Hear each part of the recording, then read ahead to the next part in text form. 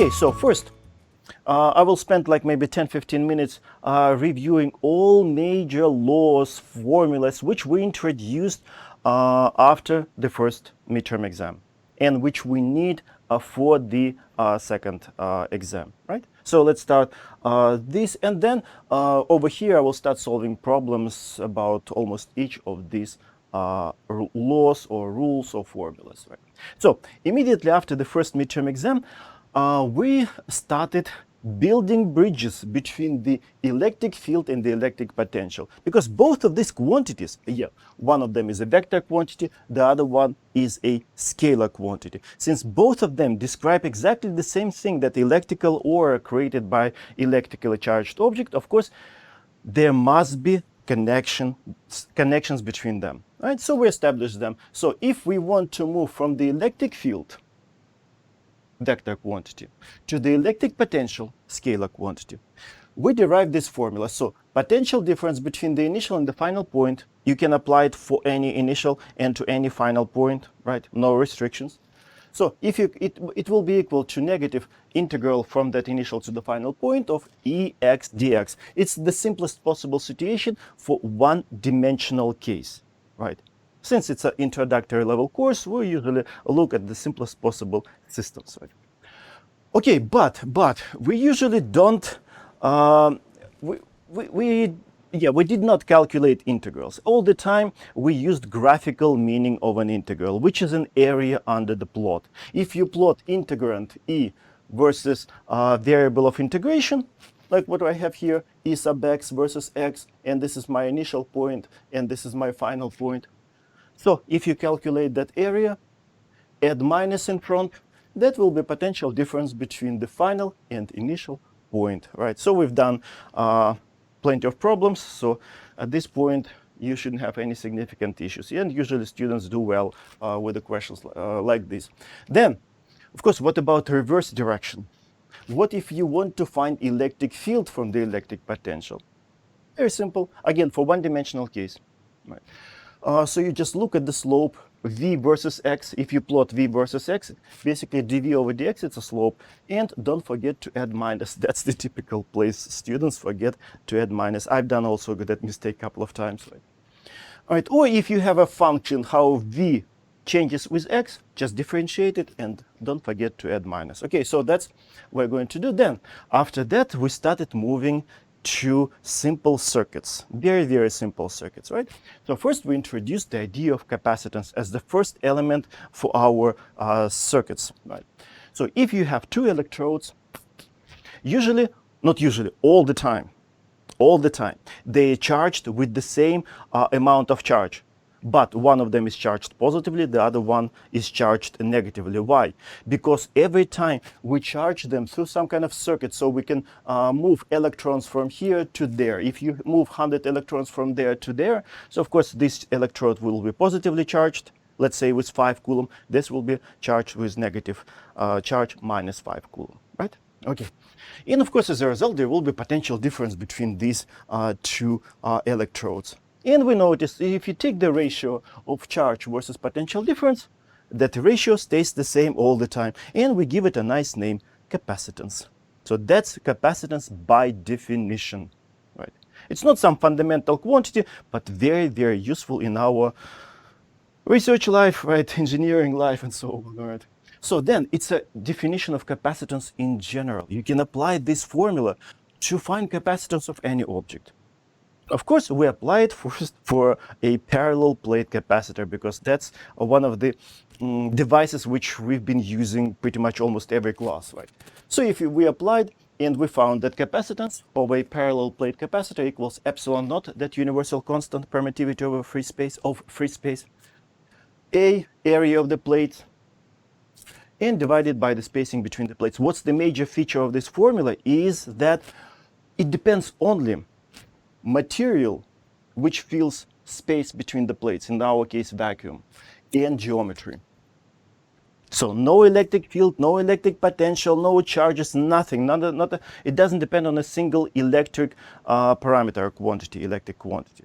It depends only on the material and geometry. Okay, then So that was about one capacitor. But what if you have more than one capacitor? And we started developing a method of an equivalent capacitance. Right? So first, we found equivalent capacitance of capacitors connected in series. So in this case, we need to use this formula: 1 over C equivalent equals 1 over C1 plus 1 over C2 plus 1 over C3, and it depends how many capacitors you have, right? And usually all students apply this very well, but they forget about these small pieces of physics, right? In that case, charge in the equivalent capacitor equals to charges in capacitors connected in series. Right. So that's where students start having troubles, right, when they apply method of an equivalent capacitors. Usually like 30 or 40% of students analyze circuits about capacitors connected in series or in parallel properly, right? So then, what about in a case when capacitors are connected in parallel, right? Yeah, and of course, basically, what's the major feature of things connected in parallel? Potential difference is the same. It doesn't matter which capacitors over here or what happens outside. If potential difference stays the same all the time, those elements are connected in parallel, right? Okay, so in this case, equivalent capacitance can be found easily, C1 plus C2. And important piece of physics, again, which usually students tend to forget, potential difference across an equivalent capacitor equals to the potential differences across capacitors connected in parallel, right? Okay, so we will apply this. Okay, after this, after we introduced capacitors, we started introducing ideas of current density, and stuff like that. So first, current.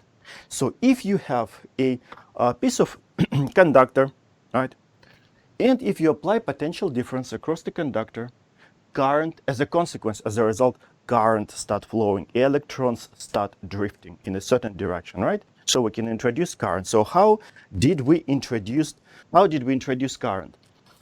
You take a cross section at any place. It doesn't matter. Here, at any place, but you need to pick a cross section and sit there and start counting charges passing that cross section.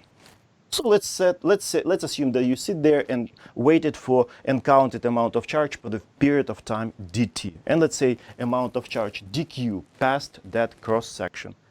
Take the ratio of dq over dt, right? And okay, again, guys, yeah, let me check what. Okay.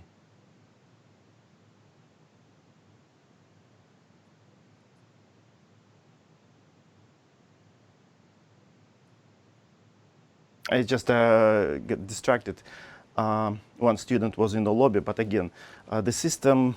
Okay, we'll talk later. The system shouldn't treat any of you as a guests, right? You should be able to get in or get out without any troubles.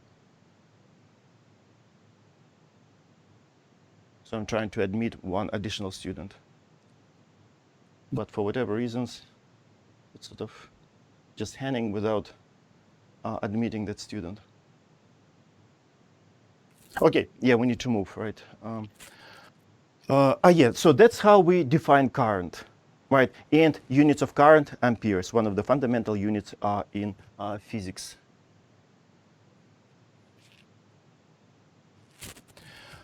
So then, after that, we introduce the idea of resistance, right? So if you have some conductor and you apply potential difference, of course, it leads to the presence of the current, right? And we found, so if you take the ratio of the potential difference versus the current created every time, it will be exactly the same number. Of course, if you don't change the parameters of the system, of this resistor, right? So if that number all the time exactly the same, it means that it's some intrinsic property of the system. So we define it as resistance. So equals delta V over I. Then we not derived, basically, in my opinion, nicely introduced this formula for the resistance of a cylindrical resistor. And still, for whatever reasons, that student doesn't get accepted every time keeps asking me, should the system admit it? Okay, sorry. All right.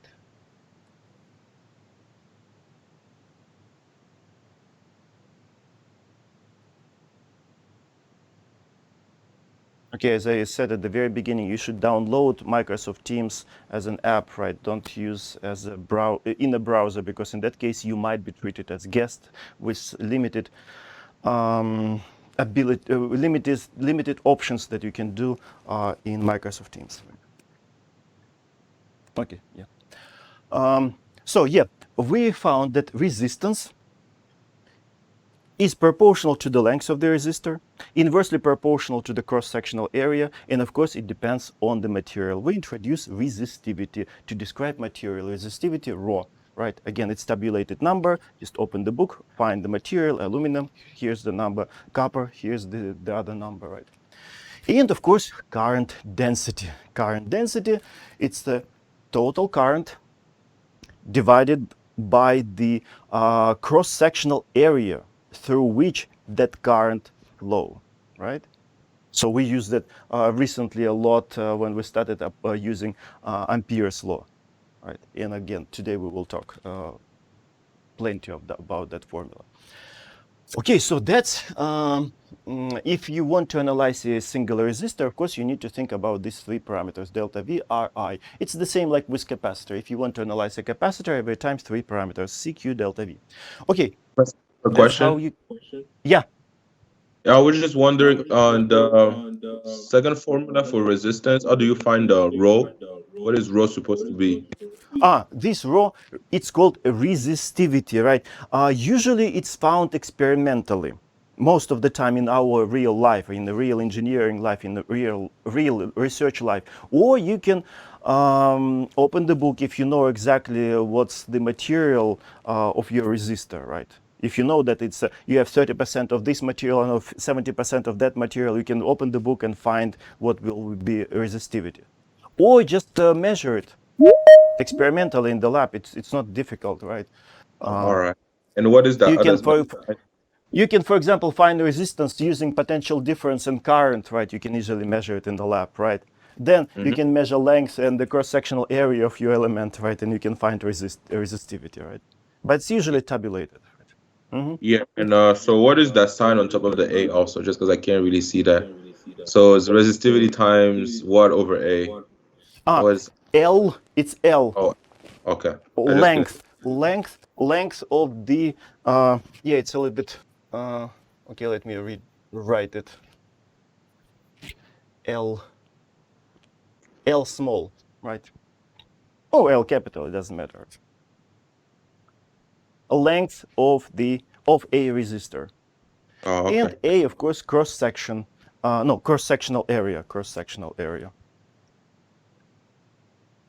Okay, so that's about one resistor. But what if you want to analyze many resistors, right? One of the methods which you can use, method of an equivalent resistance, right? Very similar to the method of an equivalent capacitance. Basically, a bunch of resistors replaced with one resistor, right? And the rest of the circuit, when you do this replacement, must work in exactly the same way. So you remember that. So in case if resistors are connected in series, and again, what's the major feature, or basically like a test that you have to apply in order to convince yourself that resistors connected in series?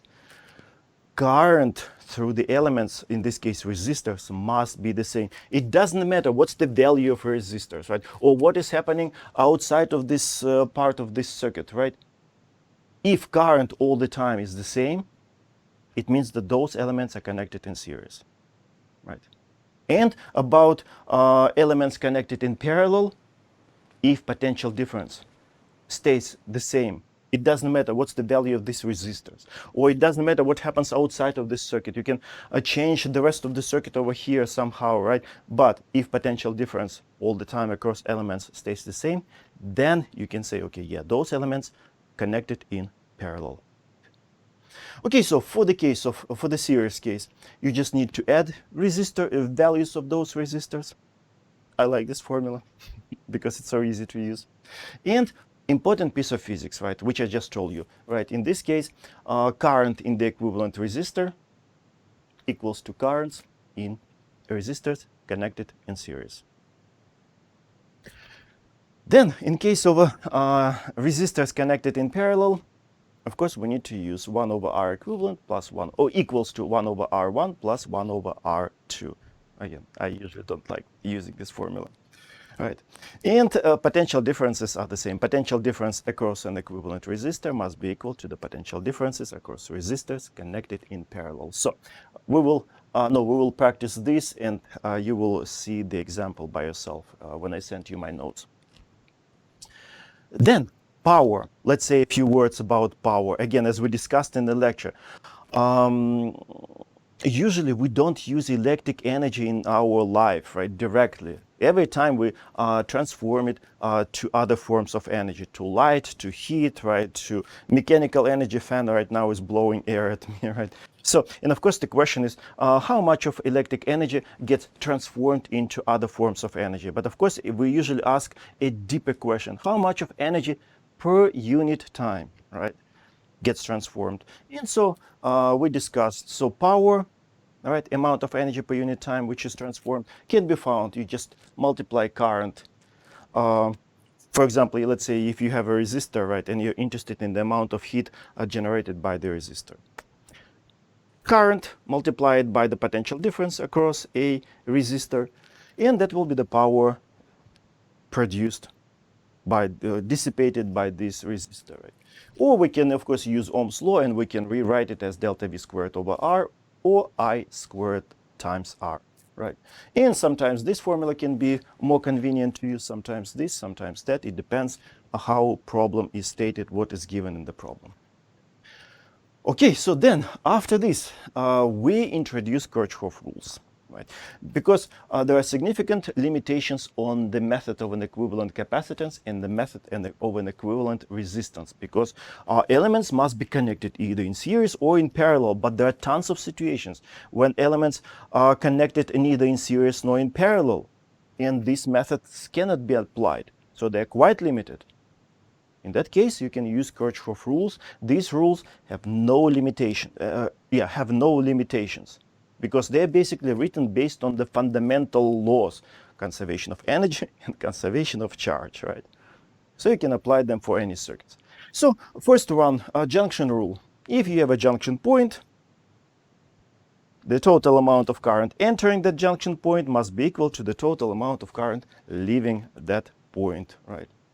In the loop rule, you can take any loop in a circuit, any, and if you walk around in a certain direction, counting all the potential differences across each element, if you add them all up, at the end, when you get to the back to the initial point, you must end up with 0. Right? Okay, again, so behind this rule, it's a conservation of charge. Behind this rule, conservation of energy. Right. Okay, and after that, we also spent one class discussing RC circuit. I didn't add anything. I didn't write anything about RC circuit, but there will be one simple problem about that. And after that, we started moving in chapter 29 about magnetism. And first, we introduced some basic ideas, right? Magnetic field lines, probe system, right? Some conventions. And then the first fundamental law which we introduced, it's a Biot-Savart law, which allows us to find magnetic field produced by a current, by a wire with current, right? So if you have some arbitrary wire with current I, right? So let's say you want to find magnetic field at that point, completely arbitrary point. You take infinitesimally small section of the wire, introduce vector ds, and direction of ds is determined by the direction of the current. Right. And very important, r hat, it's a unit vector pointing to the point. Basically, it shows a direction to a point where we want to find magnetic field. Right. And every time, absolute value of r hat is just 1. And of course, you need to know also the distance, right, from the section ds to the point where we want to know magnetic field, right? And so we introduce Biot-Savart law.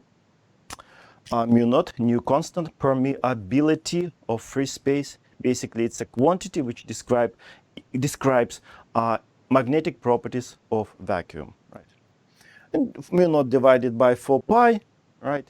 And again, basically why we have this strange constant, because constant was introduced to make Ampere's law look nice and elegant. You see, Ampere's law look nice. We have just mu naught times I. But as a result, Biot-Savart law has this strange looking constant mu naught over 4 pi. Then times current, and then cross product between ds and r hat. Pretty much direction of magnetic field is determined by the cross product. So we have to apply right hand rule number 1 in order to find a correct direction of the magnetic field. Right. So you need to align your hand along the first vector in the cross product, then orient it in such a way so that you can bend your fingers in the direction of the second vector in the cross product, right? And then your outstretched thumb gives you a direction. Then, of course, Biot-Savart law can be applied for infinitely long straight wire. All right, of course, we did not integrate. We just wrote down this formula. We actually derived this formula using Ampere's law because it's easier. But anyway, so magnetic field created by an infinitely long straight wire with a current at a distance r. In this case, it's a perpendicular distance, or the shortest distance from the point where you want to know magnetic field to the wire, basically perpendicular distance, right? So mu naught times I divided by 2 pi r, right? And we need to remember, of course, magnetic field lines are created by this wire, long wire. They form circles. And how can we find a direction of these magnetic field lines? Right hand rule number 2. Outstretch your thumb in the direction of the current and curl your fingers around the wire, right? So as a result, your fingers give you the correct direction of the magnetic field lines. And the final step, right? So in the previous classes, we introduced Ampere's law. We introduced Ampere's law, one of the fundamental laws. And again, it's one of the equations in the set of Maxwell's equations, right? So integral over the closed loop, the loop must be closed. That loop we call an Amperean loop. And then we have dot product of B dot ds. So you walk around the loop counting these dot products, B dot ds, B dot ds, and keep adding those B dot ds's, right? And when you get to the initial point, to the starting point, when you add all those B dot ds's, that's the meaning of this integral, right? And it must be equal to our new universal constant mu naught times the total amount of current enclosed by your chosen Amperean loop, right? Where those currents are within the loop, it doesn't matter, as long as they are within the loop. But of course, some currents can be positive, some currents can be negative, and again, we apply right-hand rule to get the correct, to get the positive direction for the current. Once you pick direction of a travel, or direction of an integration in your loop, right, Amperean loop, then you just curl your fingers in that direction, and your outstretched thumb gives you a direction of a positive direction for a current. Gives you a positive direction for a current. Okay, so that's pretty much the scope of the material which we need to know for the second midterm exam. It's more than for the first exam, right? More expressions, because we generated lots of stuff when we went into this circuitry, right? When you go into the applications, lots of formulas which are not fundamental but very important, very practical, right, and so on. Whew. Okay, so now if you have questions, again, as I said, at any moment, just start saying something, right? Professor? Yeah. I was wondering, is this being recorded? Are you gonna post this in the Blackboard? Right, yeah, I already said at the very beginning of the session, right, yes, I started recording. Yeah, I can see it's being recorded. And of course, as usual, I will post it on YouTube, my channel, and yeah, and of course, I will send you notes. Okay. Actually, yesterday I noticed there's one video of one of my exam review sessions. I think it was a year ago, when we were still at school. All right, and now there's like about 2,500 viewers, and YouTube now started showing some commercials, right? Yesterday, first time I noticed, right? I hate those commercials. Right? Although there's no monetization on my channel, right? But still, even without that, they started throwing some commercials. All right, okay, so back to the problems. So first, let's discuss this, practice this box. Bridges between electric and magnetic, between the electric field and the electric potential. And I prepared reasonably simple problem. Again, I'm not planning to give you something new, right? No, we're just reviewing. All of this stuff we discussed, right? I think thoroughly, right? So now we just need to review. All right, so the first problem. Okay, let me put problem number 1. So we have information about the electric field. Electric field. So let me plot it. So let's say this is E sub x. Again, it's a one-dimensional situation. Units, you remember, it's either newtons per coulombs or volts per meters, right? It can be easily shown that they are the same. I didn't do it in the class because we usually run out of time, and I just tell you, okay, you can easily show it by yourself. All right, and so what? And there is of course, x, and let's say in meters, right? And there is a plot. A plot is like this. So that's how electric field depends on x. Again, I want to emphasize, what does it mean, negative value of the electric field? Electric field is a vector. Negative means it points in the negative x direction. Positive means in the positive x direction. Pluses and minuses, just for a vector, means direction. Okay, so now let me give you some numbers. This is, let's say, 1, this is 2, and this is 3. And let's say this point is minus 100 volts per meter. I just made it up like before the exam review session, this problem, right? So this will be, let's say, plus 100, and this plus 200. And my intentions were probably I should have, this is at 3. Okay, let me adjust my points. Probably first I should have put the points, and let me move this point 2 slightly further away from 3. Right. And again, my intentions was to get this above 2. Right, yeah. So we need to find the question. The question is find the electric potential. Okay, let's find the potential difference. Or maybe let's find the electric potential at x equals 3 meters. Just now I realized that I forgot to add something, because as I said, I just made this problem up like just before the exam review session. All right. So, right, look, guys, what else do I have to add in order to find the value of the potential at any of these points, but in this case at point 3? If I don't give that additional piece of information, I will never be able to find the value of the potential. I will be able to find only delta V, right? Because what we connect electric field with the potential difference. So if I don't give any additional piece of information, I will be able to find the potential difference between, for example, point 3 and point 0, right?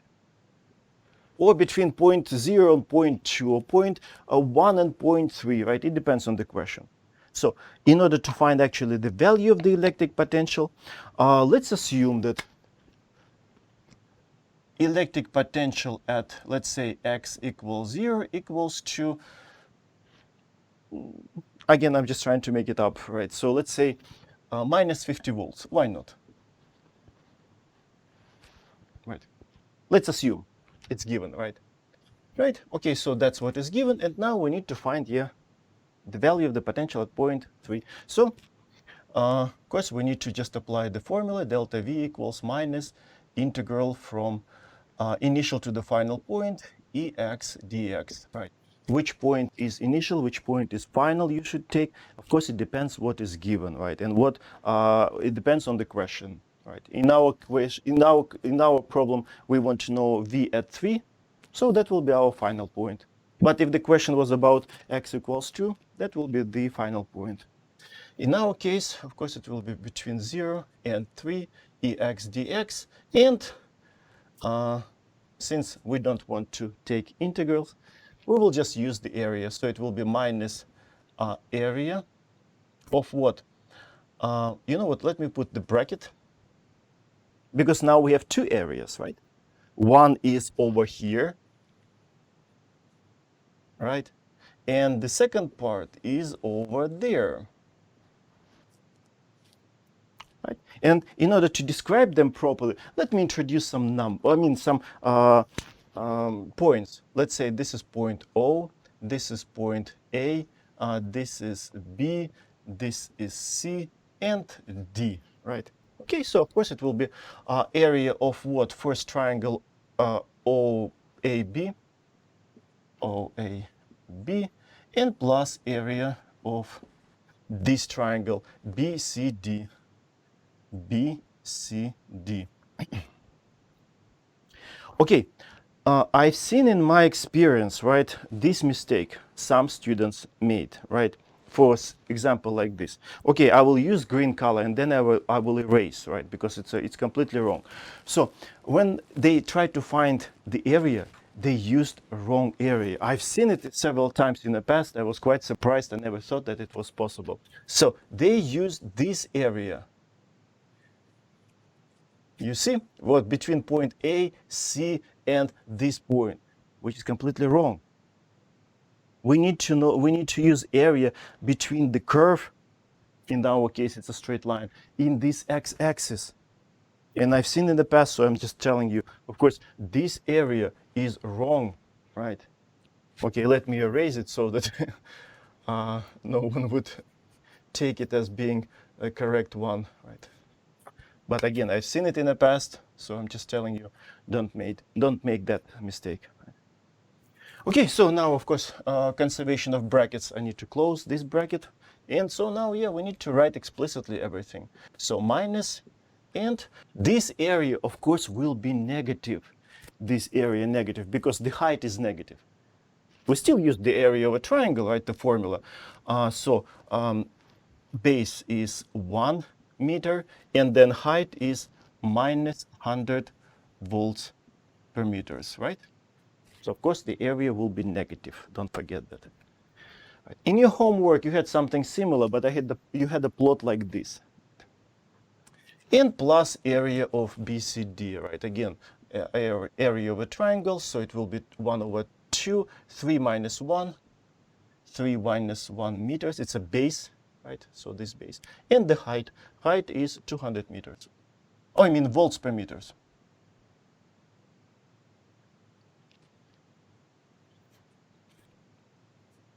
And again, you see what we're finding? We're still finding delta V. We will have to find V. So it's not the whole story, right? So, but now first let's find delta V. So it will be what? Minus 50. Here, 2 and 2 gets cancelled. Oh, here we have 2. 2 and 2 get cancelled. So we'll get here 200 and minus 50. It looks like I'm getting negative. No. Yeah, negative 150. Because this minus. So here it's a 200 minus 50. It's a 150.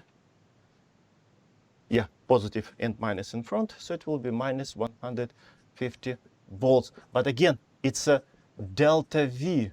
It's a this delta V, right? So, but delta V, of course, delta V, it's a V final, which is V at 3. V at x equals 3 meters minus V at x equals 0 meters, right? So I just wrote delta V, and it is equal to minus 150 volts, which we just found, right? So of course this is given. We will move it to that side. And you know what? Let me just write V sub 3 and V sub 0. Just too much of writing. You agree with me, right? So let me write, so V sub 3. Of course, this term goes to that side with plus. So it will be V sub 0. And this is negative, minus 150 volts. Right. V sub 0, it's a V negative 50. Again, that is given. Without that information, we will never be able to find V. We will be able only to find delta V. Right? So this is minus 50, minus 150 volts. So it will be negative 200 volts. So that's the value of the electric potential at point 3. Right? So the question can be, for example, find the value of the electric potential at point 2 instead of point 3. Or maybe the value of the potential can be given, for example, at point 1 instead of point 0, right? But again, the logic will be the same, right? And of course, in that case, if electric potential will be given at point 1, so you will take this as the initial point. And the final point will be the point where you need to find the electric potential, right? Okay, why I picked this in order to play with the negative area, because that's where some students make mistakes, right? Okay, so it's enough about this bridge. In my notes, you can find 2 other examples. In the first example, in the next example, the area will be only positive, and another example is about finding the function instead of the value of the electric potential at a particular point, right? We've done this example similar to this in our lecture class. Okay, so now let's look at this. How can we move from the electric potential to the electric field? Right, it's actually even easier. Right? But let's quickly look at that. So point 2. Again, if you need more explanations, additional clarifications, just tell me.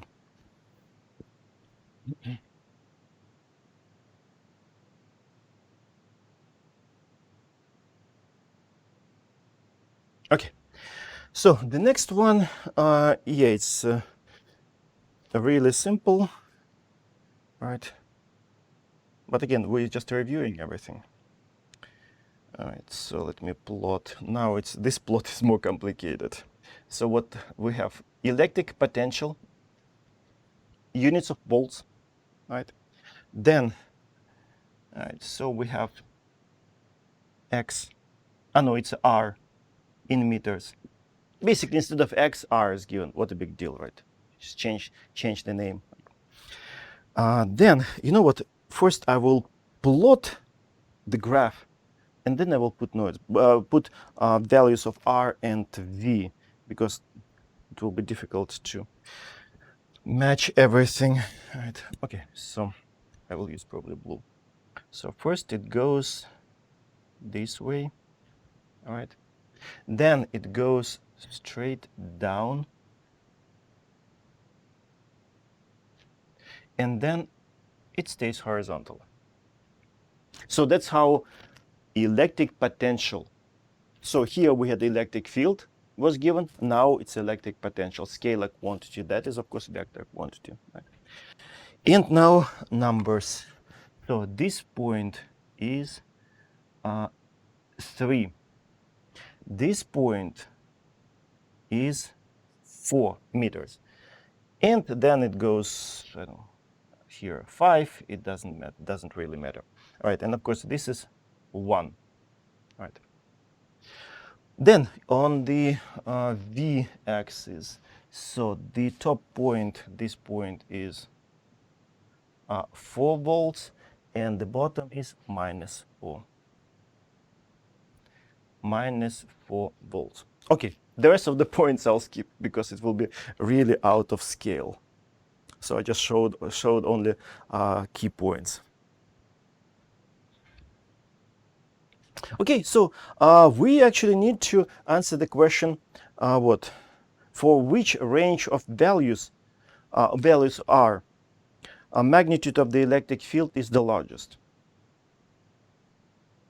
But I just suggest let's just find the values of the electric field for each range of R, and then of course at the end we can say which value of the electric field over which range electric field is the largest.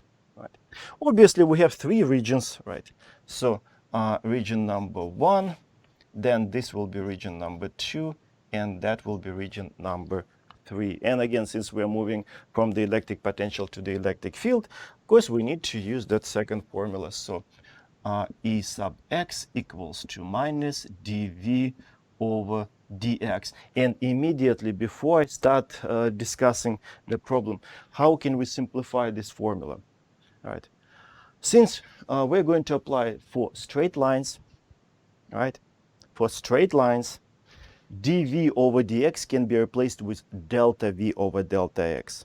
Because effectively, what is dv over dx? It's a slope, right? Slope measured over infinitesimally small dx. In this case, actually, dr. Actually, yeah, let me change dr, right? Dr. But since it's a straight line, the slope is exactly the same everywhere. So you can get exactly the same slope if you use not infinitesimally small dr, but delta v over delta r. You can use a finite value of delta r, right? Instead of infinitesimally small, you can use the whole range, for example, right? But of course, it's true only for straight lines, right? So now, as a result, let's calculate E of the first range. This. It will be minus V final minus V initial. So this is final point, right? V final 4 volts. 4 volts minus initial value 0 and divided by the change in delta R. Of course, in this case, 3 minus 0. 3 minus 0 volts. Of course, you will get minus 4 over 3. Units, you see volts per meters, like what we had here, volts per meters. It's either newtons per coulombs or volts per meters. Usually, if you work, of course, in a circuitry, people usually use volts per meters. Volts per meters, right? Okay, so now region number 2, this one. Again, delta V, okay, minus in front, right? Delta V, now this is the final point. The value of final V, the value of V at the final point, minus 4 volts, minus 4 volts, then minus the initial, the value of the electric potential at the initial point, 4. Again, this minus comes from the formula because what is delta V? It's a V final minus V initial. And divided by the change in R, 4 minus 3 meters. Oh my God, we're getting minus from there, it gives us plus, so it will be 8. Yeah, 8 volts per meters. Am I right? Yeah, 8 volts per meters. And region number 3, of course, you can tell me immediately, right? It's 0 because we have horizontal line. The value of V exactly the same. If you take delta V, of course, it's 0. Okay, minus I can drop because 0 is not negative, is not positive, right? It's 0, right? So of course the value of the yeah, you know what should also I should have emphasized on. Look, what does it mean again? Minus, here we have negative value of the electric field and here positive. Again, as I told you, electric field is a vector quantity. Negative, it means it points in the negative x direction, or in this case r direction, negative r direction. So this is negative. It means that electric field over here points this way. So it's a E sub 1, right? And the value of the electric field, of course, just 4 over 3. Then for the second region, it's positive. It means it points in the positive r direction. So over here, it's this way. So E2. And of course, their electric field is 0. It means that there's no electric field, right? Okay, usually it's quite simple. Okay, enough of this, of those bridges. But since we played with them long ago, so towards, then there is a problem. I think it's like a, you remember we would release electron and we try to get the direction of the electron. Will it travel to the right or to the left? Right? We did something similar in our lecture, in our recitation classes. I think it should be enough. This is another example you can look at by yourself. And this question from the quiz. Okay, I will skip this. You can do it. You can review by yourself at home. So now, capacitance. Let's play with equivalent capacitance. Right?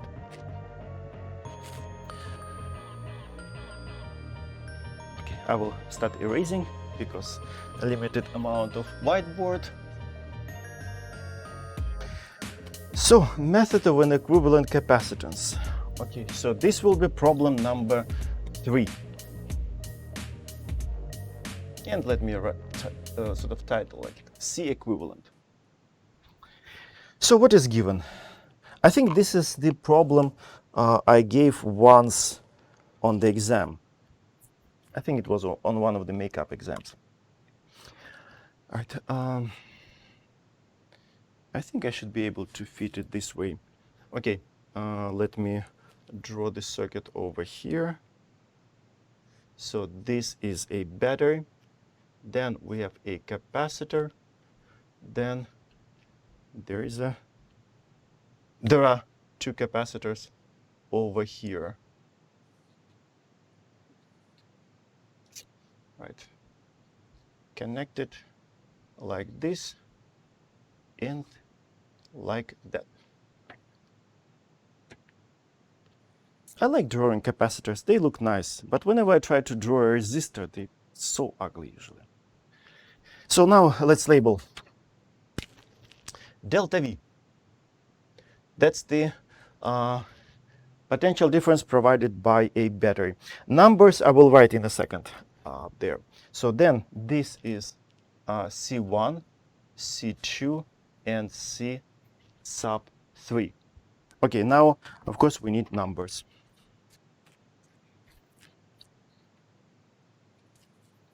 Okay, so delta V equals to 3 volts. Then capacitors 4, 2, and 6 nanofarads. C1, what? 4 nanofarads. Nano 10 to the power of -9. Then C2, 6 nano. And then C3 is 6. Right. So the question is, we need to analyze this circuit. And again, you should be able to read this statement easily, right? So what does it mean analyzing a circuit full of capacitors? We need to know 3 parameters, CQ, delta V, about each of these capacitors. Since capacitances are given, so it means that we need to find charge in each of these capacitors and potential differences across each of those capacitors, right? So now, or maybe I will write, so now we need to find, let me write it down. So what needs to be found? So we need to find Q 1, 2, 3, and delta V 1, 2, 3. We've done something similar, right? I think in our recitation classes. So first we need to simplify this circuit to the simplest possible, right? So when we will have only one capacitor, right, across the battery, right? Okay, and then of course we will start actually finding delta V's and Q's, right? So first, which of these capacitors connected either in series or in parallel, right? Usually everyone sees that C1 and C2 are connected in parallel. And again, what is the test? It's not just because they're graphically drawn parallel to each other. No, we need to run a particular test. If potential difference across those elements exactly the same, it doesn't matter what happens to this capacitor, what happens to that battery, if potential across these two guys exactly the same, no matter what happens outside, it means that they're connected in parallel. And that is true in our case, right? But I need to mention that this capacitor, on purpose, I drew it kind of also graphically parallel to these two, right? in order sort of to confuse students who are not very comfortable, right? But of course, you need to realize that these capacitors are not parallel to those, because potential difference are going to be different. Look, why? Because, okay, this point below this capacitor C2 and this point below capacitor C1, they have the same electric potential, right? And of course, this point below this capacitor C3 will be also at the same potential, because you see they belong to this one big chunk of metal. For electrons, wires is just a gigantic piece of metal, right? And you remember, potential in the piece of metal is the same. So all these points are at the same potential. Good. But what about points above? These points above C1 and C2, yeah, they're at the same potential. But what about point above C3? That potential is going to be different, because this point, electric potential of this point is determined by the negative electrode of the battery, right? But electric potential of these points is determined by the positive electrode of the battery, right? So as a result, delta V and delta V across those elements are going to be different, right? So they are not in parallel. And of course, charges are not going to be the same. No, charges, we'll talk about that later. Right? Okay, so these guys, of course, in parallel. Right, so we can simplify, of course, this circuit to the next one. And again, when you replace capacitors with an equivalent capacitor, the rest of the circuit must work in exactly the same way. Very important words. Right, so battery, and then instead of these two, okay, let me move slightly further away from. So this will be C1, 2, and then a capacitor C3 is still here. So that's our first equivalent circuit. So this will be still C3, untouched. And as I said, potential difference across the battery is still exactly the same delta V. So let's find C1, 2. In parallel, capacitors connected in parallel, so we need to add their values, C1 and C2. So C1, 2 equals to C1 plus C2, and C1, 4, C2, 6, it will be 10 nanofarads. Okay, let me frame it quickly, because we will need it. Okay, so now these two capacitors, again, they are not in parallel. I just basically justified it, right? But they are in series, because I can easily even, I can grab this C3 and, for example, move it here, right? In that case, no one will have any doubts that these two capacitors connected in series. On purpose, I drew this C3 in such an awkward place, right? Just to check that students are capable of seeing which elements are connected in series and which elements are connected in parallel, right? So these guys are in series. Charges are the same, right? So they are connected in series. Right. Okay, so as a result, we can simplify this circuit to the simplest possible. Right. So again, battery will work still in exactly the same way. So still will be delta V. And now we'll have the final C equivalent. And of course, this C equivalent in series, we have to deal with that formula. 1 over C equivalent equals to 1 over C1, 2 plus 1 over C3. Of course, you can bring them to common denominator and flip the formula. So you will get C equivalent equals to the product of those capacitances and divided by the sum. Oh, where is my C3? 6. 6 times 10, right? So upstairs, and divided by 16. Okay, that's too much for my brain. Let me look at my notes. Hold it. No, why 6? I have discrepancy between. I got 6 over here.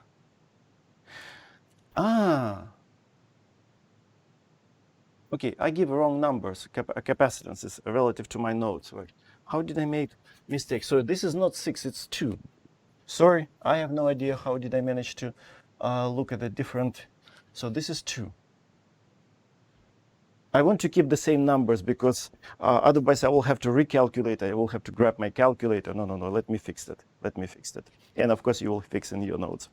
Right, so let me check. So 4, 2, and 6. Okay, this is correct. Yeah, and the potential difference 3. Yeah. So as a result, this is, let me fix it. All right, it happens. All right, end of the week. So C1 and C2, yeah, it will be 6 nanofarads. Okay, and of course here also.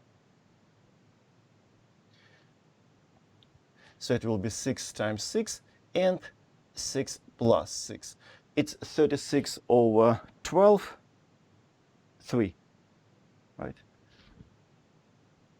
3 nanofarads. That's, let me check it. Yeah, 3 nanofarad. That's the equivalent capacitance, equivalent capacitance. Okay, so now we went to this simplest possible circuit again. And now we know the potential difference across the capacitance, and we know the value of that capacitance. Of course, we can find the total charge taking from the battery. So pretty much that's the sort of like the goal why we came here, to get at least something about this circuit, sort of like create a crack in the wall. And now, once you know that, once you created the crack, you can expand that crack and find what needs to be found. All right. Okay, so now we can find, okay, I will probably write here underneath, so it will be, which way I label it? Q, just Q. Q equals, okay, let me write the formula. Actually, I have it here. C equals Q over delta V. So we need to find charge, so we need to take capacitance and multiply by delta V.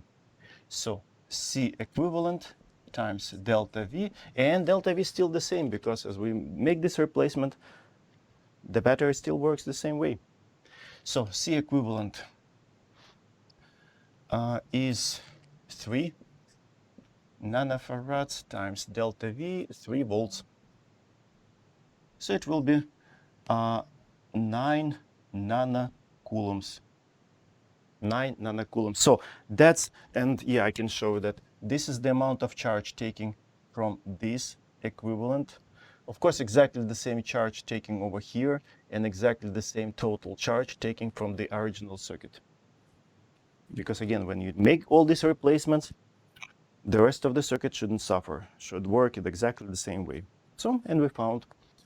So now, once you know this, we should be able to find the rest, and we start moving back using this and these important pieces of physics. And again, as I told you in recitation classes, in the lectures, here in this part of the problem, that's usually tons of mistakes. All right, maybe like, I know, more than 50% of students write something which is not correct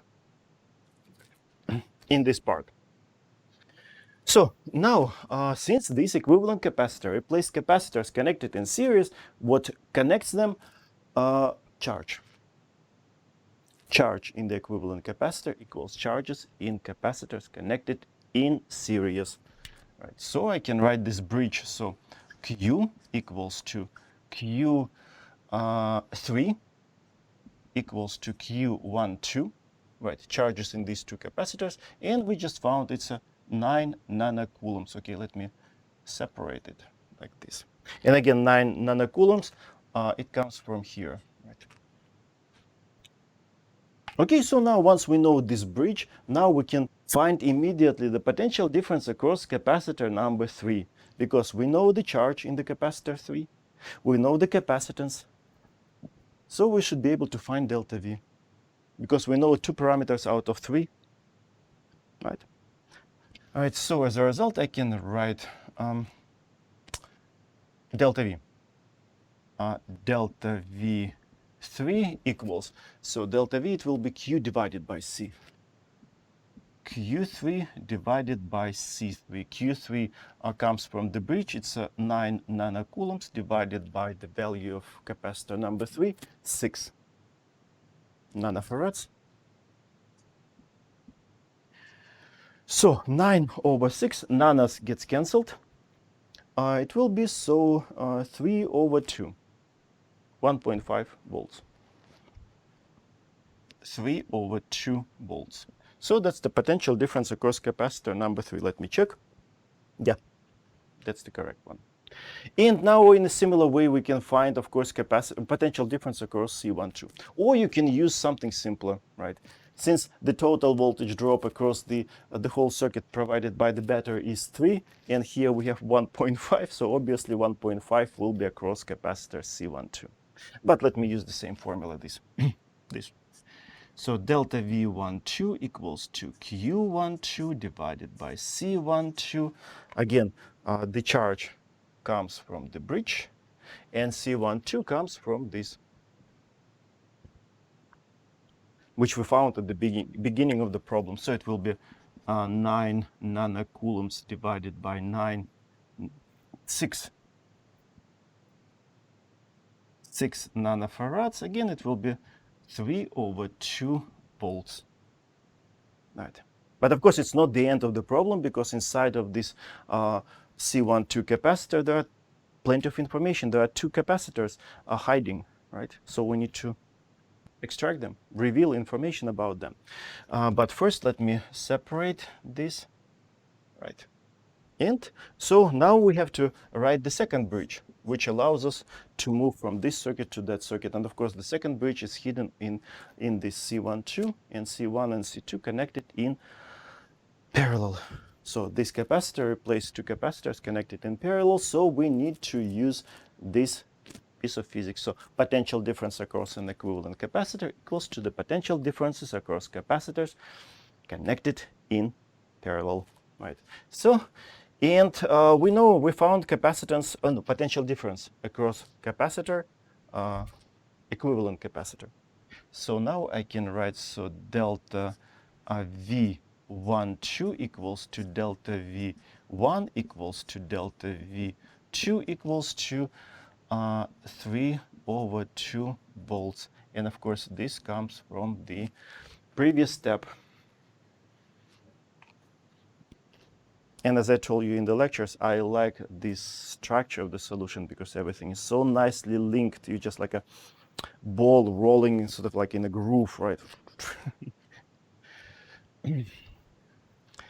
So now, once we know potential difference across capacitor 1, we know potential difference, we know capacitance, we should be able to find the charge in capacitor number 1. So again, so to find charge, we need to multiply C and delta V. So Q1 equals to C1 times delta V1. Of course, delta V1 comes from the bridge, which we just wrote, right? So it will be C1, where is my C1? 4 nanofarads times 3/2 volts. So it will be equal, 2 gets cancelled. So we will get 2 times 3, 6 nanocoulombs, 6 nanocoulombs. All right, okay, let me check. Yeah. And Q2 in a similar way. So it will be now C2 times delta V2 equals to C2, 2 nanofarads times 3/2 volts equals 2 is cancelled, and we're getting 3 nanocoulombs. So that's the amount of charge stored in the second capacitor, right? So done. So now at this point, we extracted everything that we needed, we wanted, right? And again, as I said, up to this point, usually up to this point, like 99%.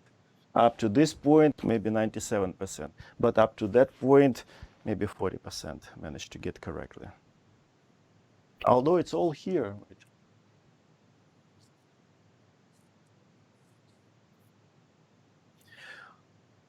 Okay, so yeah, as I said, I think I gave a problem like this in one of the previous year exams. Right. Very similar I was planning to, I think in the previous semester, previous year, I think I solved this problem similar to this for resistors, but much more complicated circuit. And you know, I decided to skip. You can read it by yourself because again, approach will be very similar for the equivalent resistance. Right? Very, very similar, right? Just here, instead of charges are the same, you have to use currents the same. That's the only difference, right? So ideology, strategy, right, structure, will be very, very similar. So I'm just not enough space, and of course it will take maybe like 25, 30 minutes. So I decided I will skip that, right? Because you just need to know the idea, and then you need to do it by yourself a couple of times, and then it's quite straightforward. Right? Maybe you can make some silly mistakes, right, in multiplication, but usually that will not cost much of a point, maybe half a point or so. All right. Okay. So now after this, let's talk about current. And usually about current, it's the easiest part for students. Usually, most of students do well when they see the problem about current resistance. Right? They just fly through that those problems. Okay, I need to erase this. Okay. So that was problem number 3. So now we will move to 4. And the first one, yeah, will be conceptual, more conceptual. Very simple things, but of course we need to be aware of that. If you have a wire of different cross-sectional area, you see, this is much, area is larger than this. Again, most of you know this, remember that it doesn't matter where you measure your current, where you pick your cross-sectional area to measure current. If you don't have a junction point, it doesn't matter. If you measure current here or there, right, current will be exactly the same.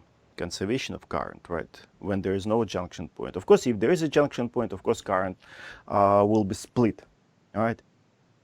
So current is the same. Maybe let me draw it. Okay, I'm not going to label it as a problem number 4, I think, right? Now I start losing count, right? So I think it will be problem number 4, next one. It's just a conceptual question, quickly. So if you have this situation,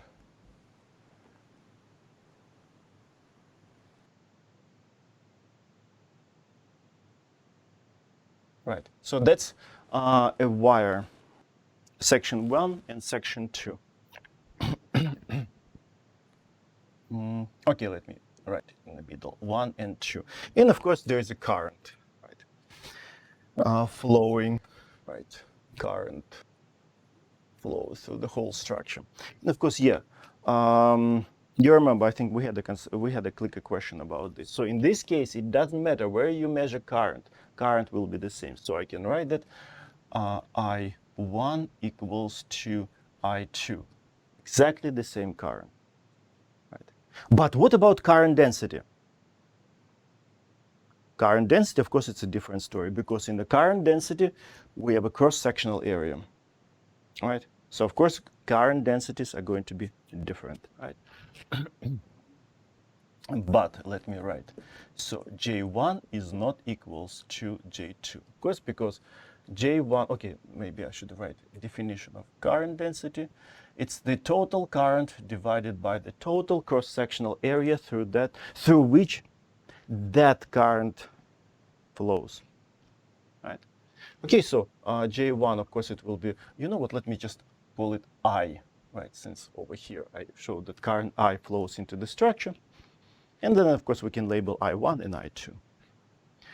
So J1, of course, it will be equal to current I divided by A1, and J2 will be equal the same current I divided by A2. And of course, since A1 is smaller than A2, right?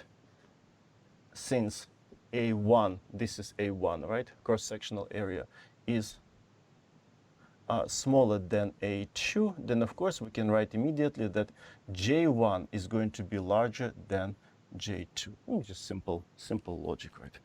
Again, most of you remembers that, but I just wanted to mention it. Right. Okay, so it's not a problem, it's a conceptual question. And now, okay, problem number 4. Again, about this current, and as I told you, usually that's the most favorite part of for students. So we have a cylindrical wire. You know what? Let me draw it cylindrical wire, and then I will tell you what is given. Right. Okay, so this is my cylindrical wire. Right. So we have cylindrical wire. Radius is given. Somebody measured the radius of a cylindrical wire. Okay. How should I show it?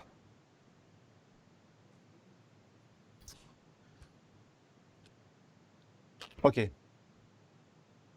Like this. And I will use R small. Okay, let me write it here. R equals to 2 centimeters. Of course, we will have to convert it to meters at a certain point. So let me convert it immediately. 2 centimeters, it's 2 times 10 to the power of minus 2 meters. Right. Then, the length is given. Basically, the problem says that there is a potential difference between points, and the distance between points is 46 meters. Let me show it. So the distance between these points is L. Okay, let me write underneath 46 meters. And then the whole thing is connected to a battery, and the potential difference is given. All right.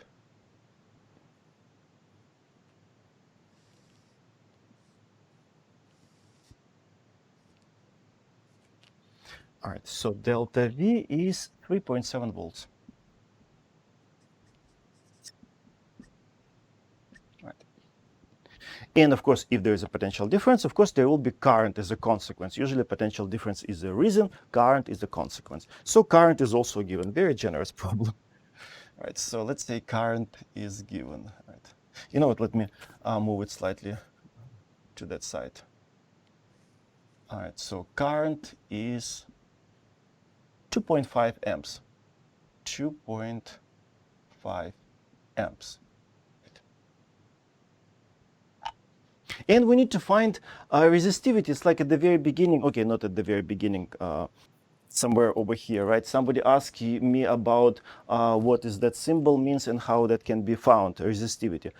That's the problem. For example, let's say you have some unknown material, okay, a resistor made out of unknown material, and you want to know rho, but you don't know it's what it's made of. So you cannot open the book and find the value because you just don't know the content, right? So you can easily set up experiment like this, right? Measure geometry, bunch of geometry. You can easily measure the current with ammeter, right? You can attach the given, attach a battery, you know, the potential difference that it provides, and easily calculate that resistivity. And that's how those books are filled with those numbers, with resistivities, with experiments like this, after running experiments like this. So we need to find, let me write down, so we need to find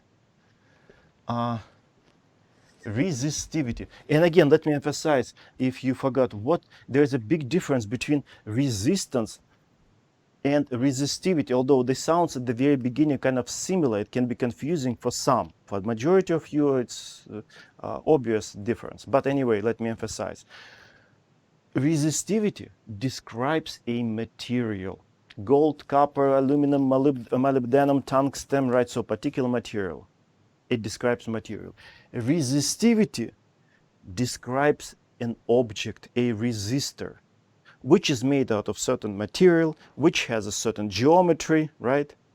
So describes material, describes a resistor, an object, right? Right. So yeah, we need to find resistivity. Okay, maybe I can write it here. So rho and the question mark. So it's reasonably straightforward because what? You can write, for example, the expression for the resistance.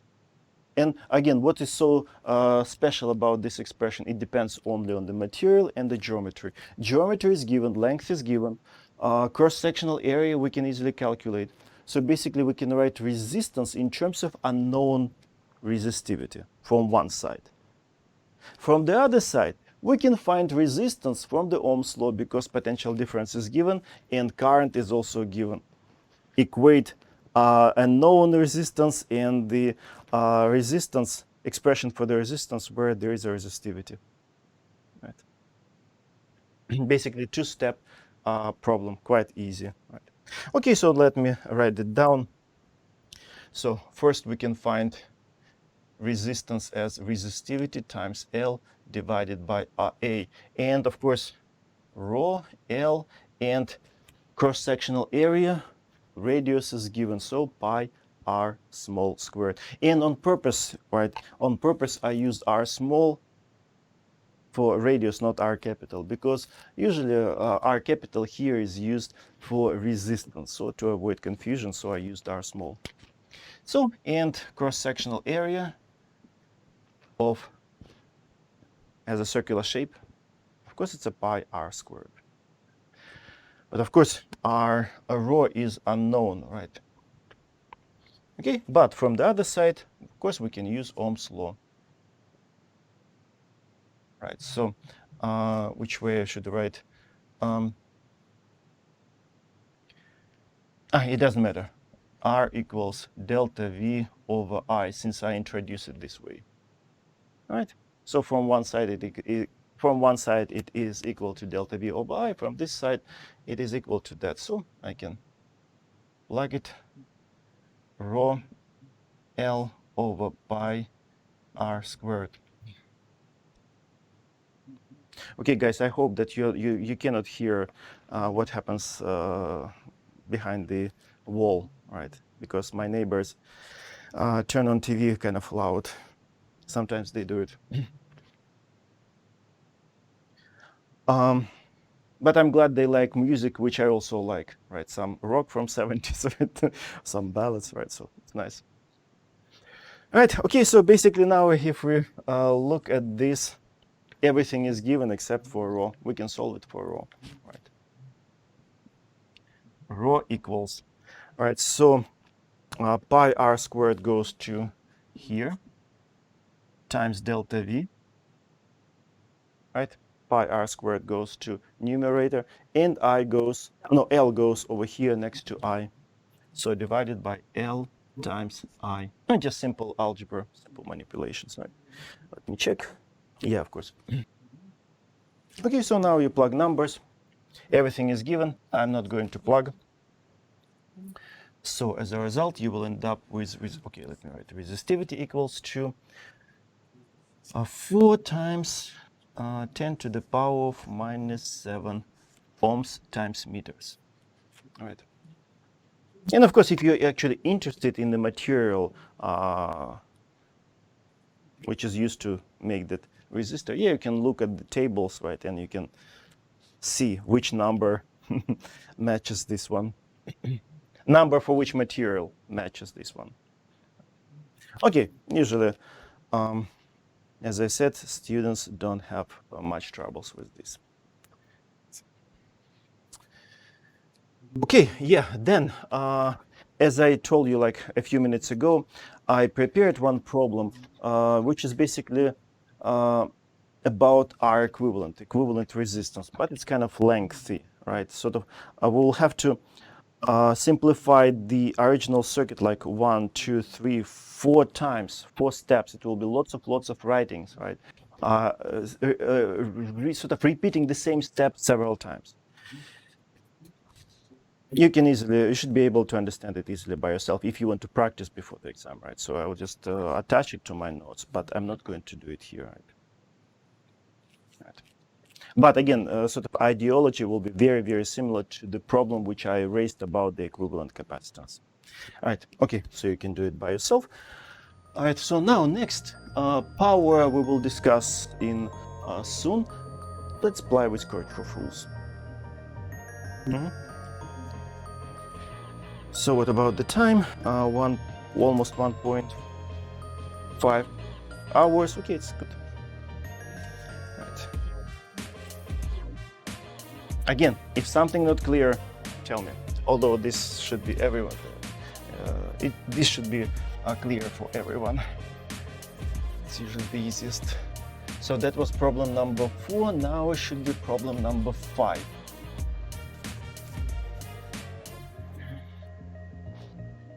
So, number 5. Let me create a closed loop around that 5. So, Kirchhoff rule. Okay, 2-loop circuit. Let me draw it. Okay, I will grab my notes. So.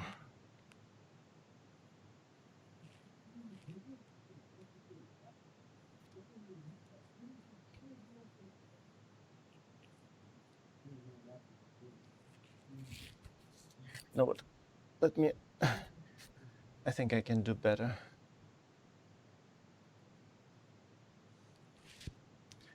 Then.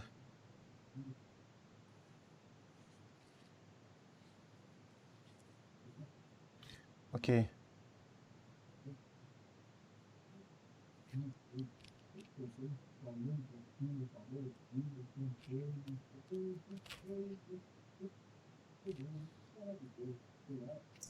Damn it, they're cranking up the volume.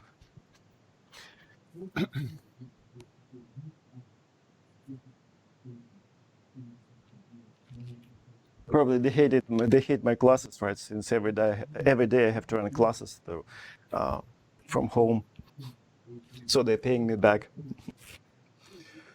All right.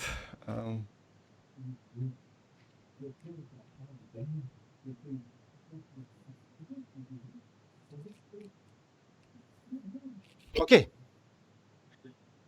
That's the circuit. I think, yeah, that's it. So now let me label all these elements. So EMF 1, all right. Then this will be EMF 2 and EMF 3. Then resistors, there are tons of them, R1, R2, then this will be R3, R4, and R5. Okay, so we need to analyze it.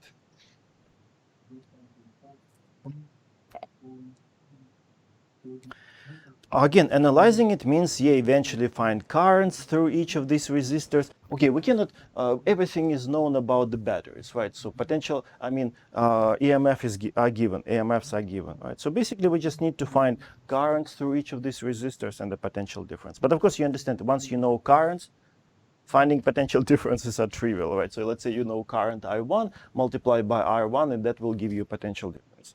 Let's say you know current over here, I1, multiplied by R4, that will be the potential voltage drop across that particular resistor. So we just need to find currents. And look, why cannot we use R equivalent? Because in this circuit, none of these resistors are connected in series or in parallel. Because look, for example, again, graphically, it looks like this resistor is connected in parallel with that, but it's only graphically, right, on the picture. But in reality, you remember, not in reality, from the point of view of physics, we need to look at that. And of course, they're in parallel only when the potential differences across elements are the same, in this case, across resistors.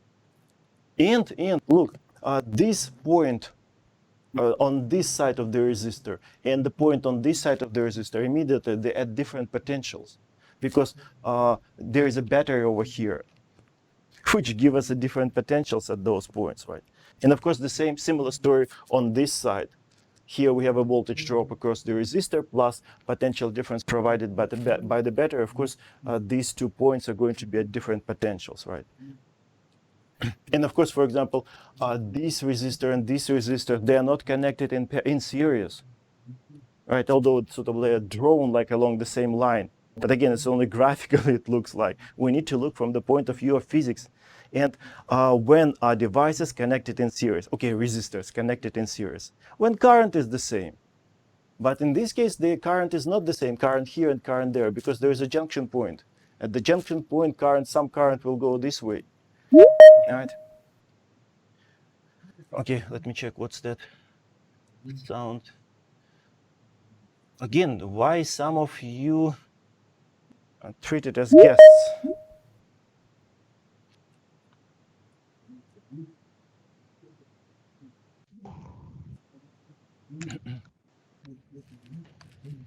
Okay, it looks like the student has been accepted. All right. Oh, no. Yeah, you were accepted, but please turn off your mic.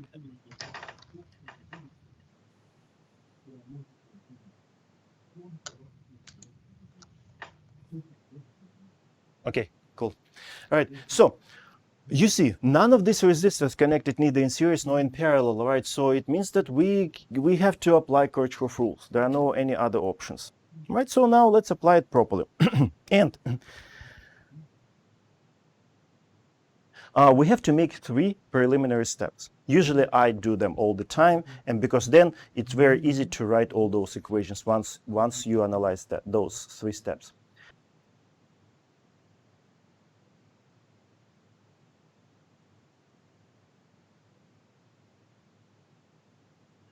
Okay, so first we need to identify junction points. Junction points, there are 2 of them, of course, right? Point A, usually I label them point A and point B, all right? Because currents merge or it gets divided at junction points. And so now, next step, of course, yeah, as I said, between junction points, current is the same, because again, current changes or currents change only at junction points, right? So if I look at this part of the circuit between point A and B, since there are no any junction points, additional junction points, it means I can say that, yeah, at that branch of the circuit, current must be the same, right? So if it's the same, let me give it a name. Of course, it's unknown, right? And direction of the current, we cannot tell, all right? It's almost next to impossible, right? Because we have basically, in this circuit, battle of 3 batteries. This battery, of course, tries to drive the current from its own plus to its own minus somehow through this circuit. But at the same time, this battery tries to drive its own current from its own plus to its own minus. And at the same time, this battery tries to do exactly the same, drives its own current, right? So all these attempts, of course, it's like a big battle, right? Big fight of these currents. So of course, who knows which one is going to win? Only algebra can, mathematics can tell us at the end, because at the very beginning, it's for me it's next to impossible to see unless I do go through the calculations, right? So as a result, don't sweat about which direction is correct or not correct. So just pick a direction, stay with that direction, and at the end, if your current happens to be positive, okay, your assumption about current direction was correct at the end. If your current happens to be negative, okay, say just, okay, you see the absolute value, right? And the minus in front just tells us that your assumption about current direction was wrong. What a big deal, you solved the problem in both cases. So as a result, don't sweat, pick a direction. Okay, I will follow my notations, follow my notes. So I pick this current direction like this. So this will be my current I1, again, between points A and B. So now the second branch, this, right, again, up or down, it doesn't matter which one I pick down. So this will be my second current.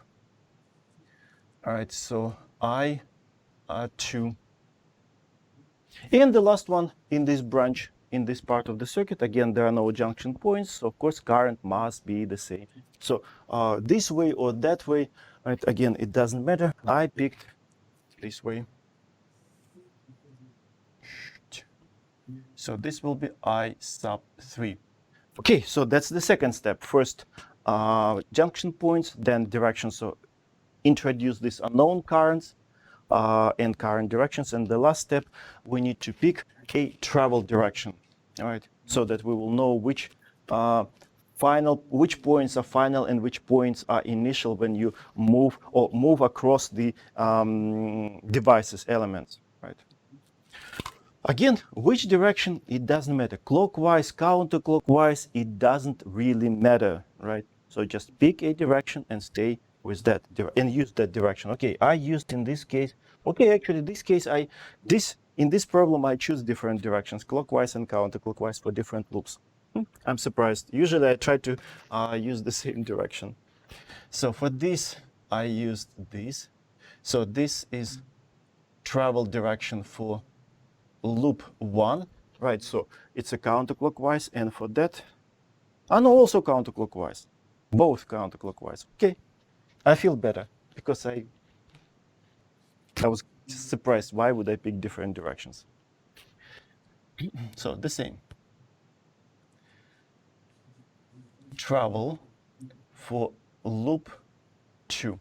Okay, so now all preliminary steps are done, and so now we just need to write down those equations. Usually it takes like a few minutes top, right? Okay, so first, usually I start with junction rule.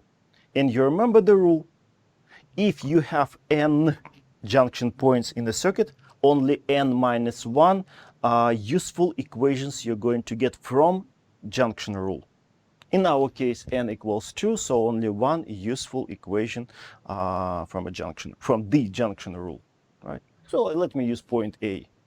So point A, all currents in must be equal to all currents out. In only I3, right? Yeah, I3 only. So it will be I sub 3 equals, then all currents out, the total amount of current leaving these junction points. So we have I1 leaving and I2 is leaving. So I1 plus I2. So equation number 1. Again, equation for B will be exactly the same, basically, right? So now loop 1. Now loop rule. Loop 1 is this one, and you can start from any point. It doesn't matter, right? It just changed the order of the terms in the equation. But of course, you know, if you add a 5 plus 3 or 3 plus 5, the answer will be the same, right? The equation basically the same. So that's the difference if you start from a different point. So let me start from point, and I usually like to cross a battery first. Again, it's just minor compulsion, right? As I told you before, I like to see EMF at the beginning of the equation. It just looks better for me, right? Okay, so that will be my initial point. Let's say I start from this point, right? So I start from this point, and now I need to go down. So you see the travel direction going down. So first I need to cross a battery. So whenever you cross a battery, again, you need to look only at the travel direction. We don't care about the current direction when we write contribution from the battery, right? It's a one point I've seen even good students got confused at the very beginning, right? So I already emphasized in the lecture, and now I'm emphasizing it here, right? So we're traveling down from plus to minus, of course the electric potential goes down. Or you remember those mnemonic rules which we derived, derived, it's too too much to say, right? Introduced, right? So it's a rule number 2, right? If you travel across the battery from plus to minus, contribution to the equation is negative, minus EMF, in this case EMF 1. If you travel from plus to minus, of course, contribution is positive, but in this case it's negative. So I can write so minus EMF 1, right? Okay, let me make this minus bigger. Okay, so now we need to cross this battery. Travel direction, that current direction also that way. So directions are the same. Directions are the same. Rule number 3, again, based on the rules which we introduced, right? So contribution must be negative. Contribution must be negative, minus IR. In this case, I1 current and resistor R4. So it's a minus I1 R1 minus I1 R4, sorry, R4. Right? Again, you remember when directions are the same, current and travel, so contribution is negative. Again, when you work with battery, you only need to know travel direction. When you work with the resistor, you need both directions, current and travel. So after this, we have to go up through this battery and travel direction up. So we're moving from minus to plus. Of course, electric potential goes up. It's a rule number 1 from our set of rules. So it will be plus EMF 2. Right. So now we need to cross this resistor R5. So now travel direction is up, current direction is down. Directions are opposite. Rule number 4, contribution must be positive. Plus, and careful, okay, let me write, so of course it will be plus, and then current, and of course resistor R5. Subscript, which current? Careful, I've seen plenty of mistakes at this point, because we move here all the time using current I1, I1, I1, but when you get there, students develop a habit and still keep writing I1. No, careful, now we have current I2. Right. So I2.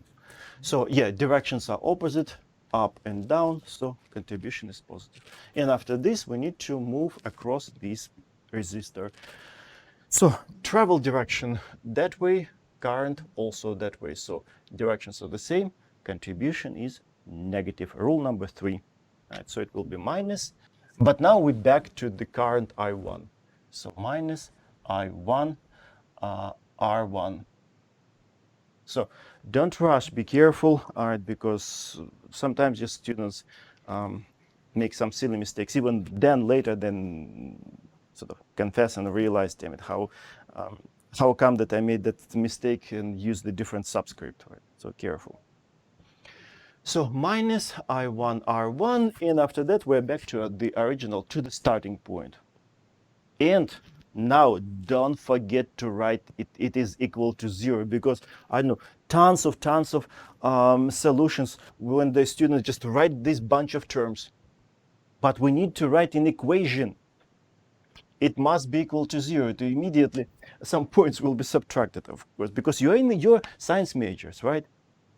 And of course you should know the difference between bunch of terms, right, and the equation, right? The equation must look like an equation. Okay, well, yeah, it's a long equation, right? Yeah, and so yeah, that's equation number 2. You know what? It's equation number 1. Let me use red. This is equation number 2, and of course we need to have 3 equations, right? Because we have 3 unknowns: I1, I2, and I3. So from the mathematical point of view, we must have 3 equations so that we can solve the system of 3 algebraic equations with 3 unknowns. Right, so now loop, the last one, loop number 2. Loop number 2. Right. Okay, where should I start? Maybe I can use, no, it doesn't matter. So we're traveling this way. Right. It doesn't matter. So let me start from this point.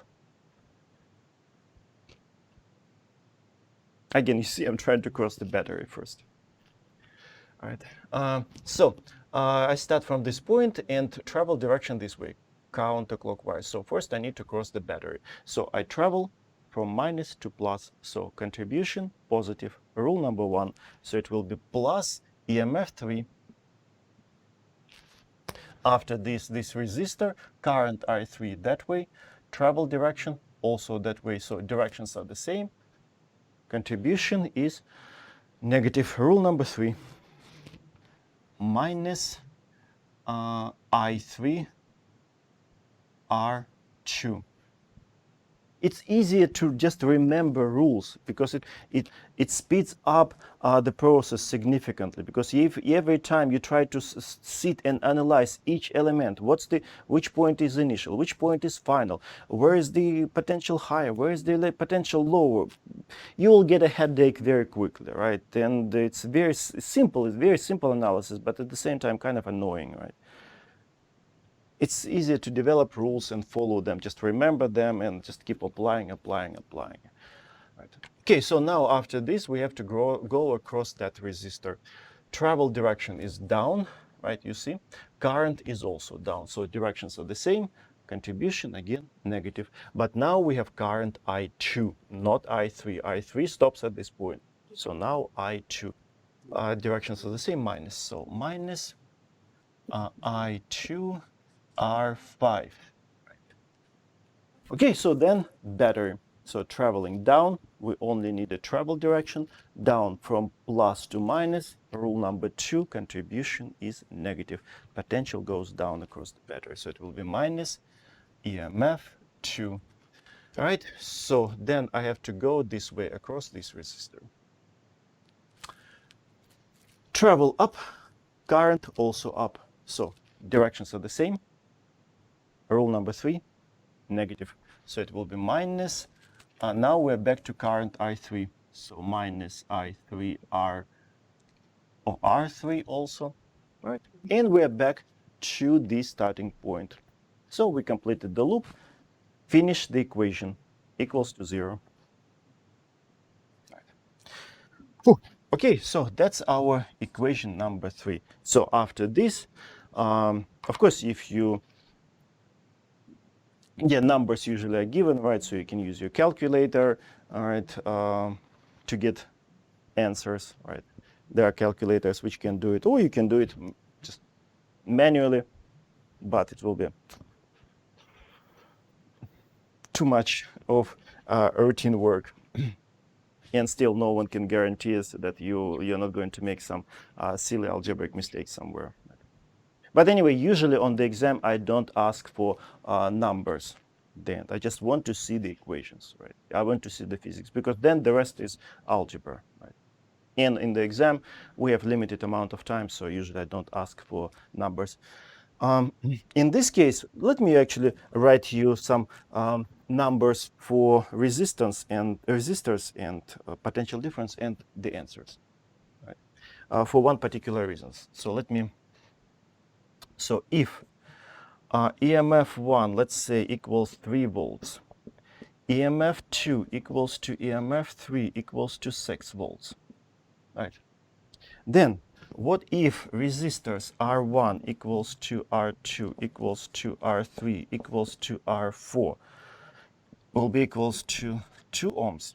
And let's say R5, 4 ohms. So for these numbers, if you write the equation, the answers are going to be if, then what, I1 equals to 0.5 amps. Then, okay, so I want to discuss positive current I1. It means what? Absolute value 0.5, the value of the current, and our current direction, our assumed direction is correct. Since we ended up with a positive number, so it means that this is the correct current direction in this branch of the circuit. All right. Then, what about I2? All right, okay, I will write underneath. I2 equals to a minus 0.25 amps. Okay, so it means that the value of the current is 1/4 of an amp. 0.25 amps. So the value of the current we found. Minus indicates that this direction down is wrong or was wrong. So the actual direction actually up. So this current I2 of 0.25 amps goes up. So I can say, so I2 is up. Okay. Minus means, right? So at the end we have to make some adjustments, some corrections, right? And then I3 is 0.25 amps positive, right? So positive, it means that our assumed direction, this is the correct one. Right. Okay. Again, usually Kirchhoff rules, if you practice it on a few examples, it's usually quite simple, right?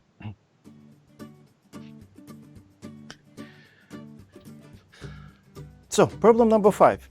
If you have questions, ask. Okay, let me get some water.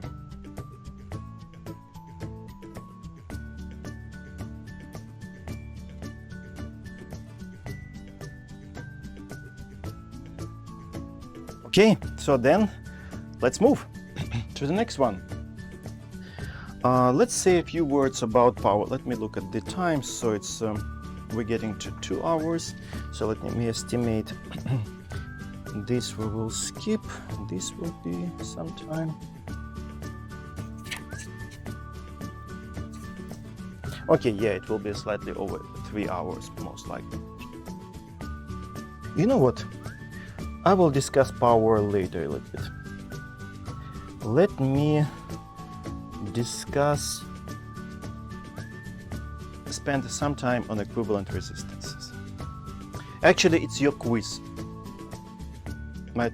But I noticed that it's still, for some students, it's a somewhat confusing material, right? So number 6.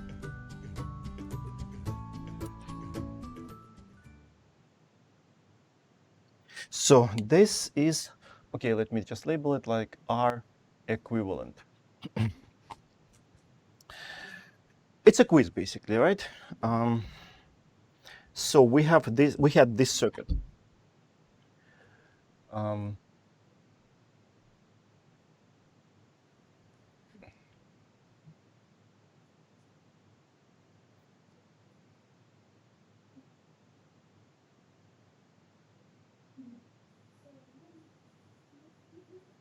And here in the middle, there is another resistor. Oh my God, it's quite an ugly picture. Right? That's why I keep complaining about symbol for the for a resistor, because every time it doesn't look good. Okay, and now let me label points, right? So which way I label them?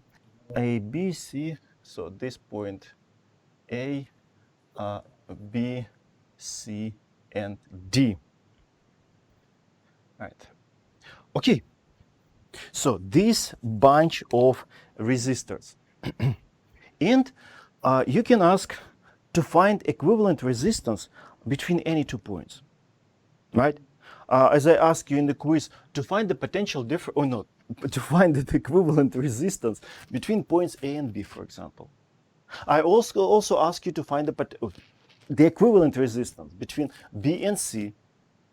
But for whatever reasons, I didn't ask you to find the equivalent resistance between point A and B. I asked you in part C to apply Kirchhoff rules when batteries are connected to points A and D. How come? Let's discuss it all, right?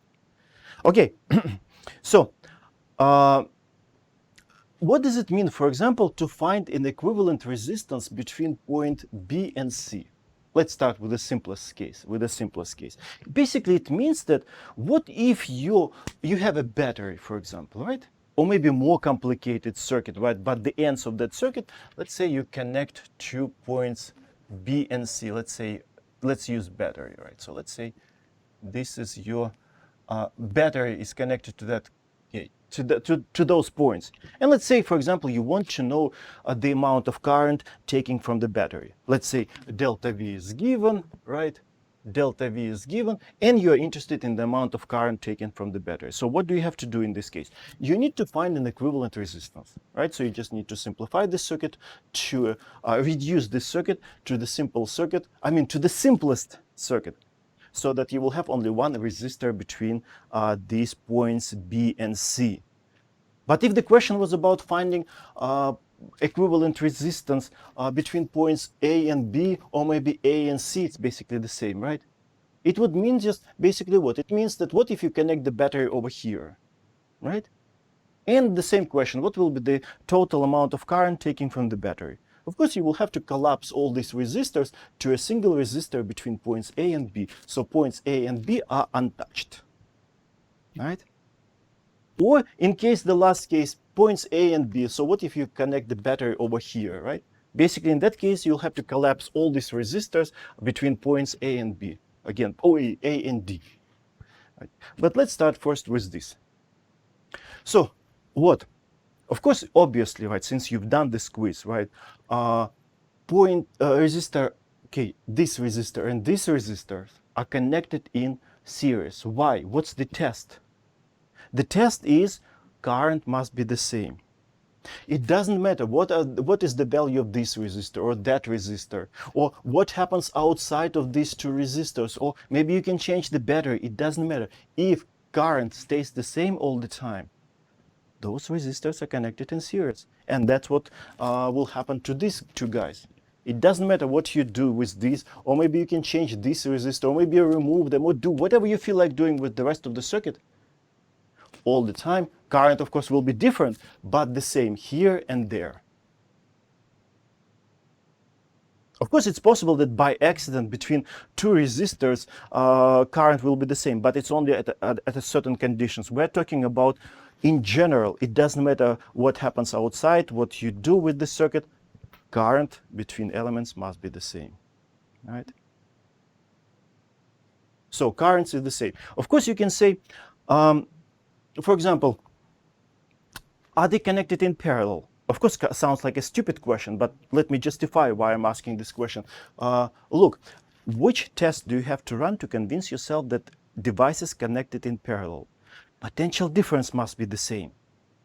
And in this case, by accident, because this resistor and this resistors are the same, right, in value, potential difference across this resistor and potential difference across this resistor will be the same, but it's only by accident, only in these conditions. If I change, for example, the value of this resistor to a different, so that this will be different from that one, potential difference is not going to be the same. Potential difference will be different, right? So as a result, these resistors are not in parallel, although potential differences in this particular circuit is the same, right? But again, it's only in this case. All right, so we cannot call these two resistors connected in parallel. They're connected in series. Okay, all right, and the same story I can say about these two resistors. They're connected in series. Okay, then what if I ask you this question? Why this resistor and this resistor, why aren't they connected in parallel? For example, I'm just looking at all possible situations. Again, devices are connected in parallel when the potential differences are the same. But in this case, yeah, look, above this resistor, this point, and above this resistor, this point. So this point and this point, yeah, they are at the same potential, because basically this point and this point, they belong to this big chunk of metal. And you remember, electric potential in the metal is the same. Yeah, above these two resistors, here and here, electric potential the same. But below this resistor and below that resistor, potentials are different. Electric potential is different, because potential difference between this point and this point is different by the value of the voltage drop across that resistor. So because there is a voltage drop across this resistor, electric potential here and the electric potential will be different. As a result, delta V across this resistor and delta V across that resistor are not the same, right? Or maybe I can ask you this question. So why why not this resistor and this resistor are in parallel? Why not in series, Because at this point, at the junction point, current gets split, and here current Y1, here current I2, and they will be different, right? So you see, this resistor and this, for example, they are neither in parallel, they are connected neither in parallel nor in series, right? But this and this, yeah, in series. Similar, this and this in series. Okay, so let me quickly reduce this circuit. So these are in series, of course. And of course, we can simplify this circuit quickly, right? Like I showed the solution to the quiz, right? So this will be, okay, let me draw it as small as I can.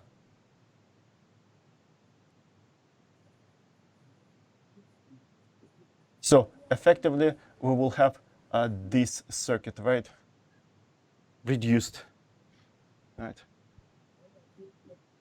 Of course, the value of this equivalent resistance will be equal to 2R, here also 2R, and here still the same R. Right? And these, all of these three guys connected in parallel. Of course, it looks like graphically, but again, from the physical point of view, because points above these resistors, electric potential of all these points above the resistors are determined by the electric potential of the battery. So they will be at the same potential. And all the points below these resistors, they will be also at exactly the same potential determined by the negative electrode of the battery. So as a result, delta V, delta V, delta V will be exactly the same. It doesn't matter what will be the value of the battery, or maybe you can change the resistors. It doesn't matter. Potential difference across these three resistors will be the same. Right. So they are connected in parallel. Right. So they are connected in parallel. Right. So of course, as a result, you can simplify to the final simplest possible circuit, right? And again, these are points. It's a B point. So point B and point C, and this is point B and point C. So we found equivalent resistance between points B and C. So now let's look at the between points A and B. Okay, so it's let's say part A, now part B. Let me just redraw quickly the circuit again.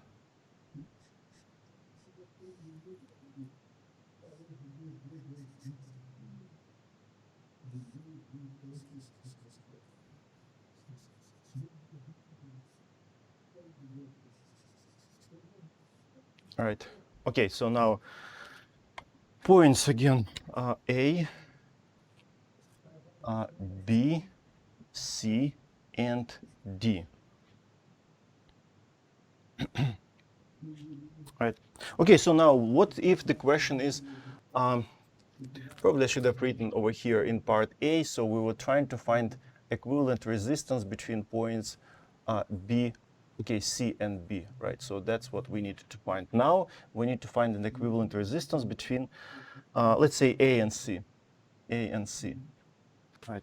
But of course, you understand, finding an equivalent resistance between A and B or A and C or C and D will be the same, right? Basically, because of the symmetry of this of the circuit, right? And why I picked AC, because here I have some space. If I try to draw something over there between points A and B, I just don't have space. Right? Okay, anyway, so what does it mean? It means that what if you want to connect your battery, for example, over here, right? And with the same question, what's the total amount of current, for example, right? So it means that you need to collapse all these resistors to a single resistor between points A and C, right? So again, points A and C, you don't touch, right? Okay, so now let's start thinking what can be done in this case. The same, every time devices connected in series must have exactly the same current. Devices connected in parallel must have the same potential difference. All right. For example, let's say, what about, oh yeah, I didn't label resistors, right? So R, R, R, R, and R, right? For example, why not this resistor and again, this resistor? Why are they connected in series or in parallel? Obviously not in series because there's a junction point and current will be split, right? Get split. Also here there's a junction point. So tons of junction points, currents is not going to be the same. What about potential difference across this and that resistor? Again, point above these two resistors, yeah, these points are the same potential. But below this resistor and below that resistor, these points are different potential because that different potential is provided by the voltage drop across this resistor. Right, so of course there will be voltage drop across the resistor. As a result, this point and these points are going to be at different potentials. As a result, delta V here and delta V there will be different. So they are not connected in series. I mean, not in parallel. So neither in series nor in parallel. Right. The same story between this resistor and that resistor.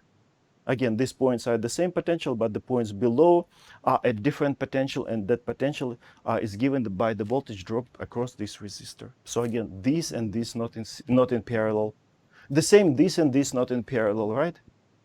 So every time, strictly speaking, you need to analyze it like this. But of course, the more you analyze the circuits like this using what is delta V, what is current, you develop some habit, and as a result, your analysis becomes faster and faster and faster.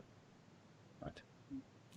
So what? But what about this resistor and that resistor? They are in series, right? Because again, it doesn't matter what happens over here. Current flowing through these two resistors will be the same because there is no any junction points. Right?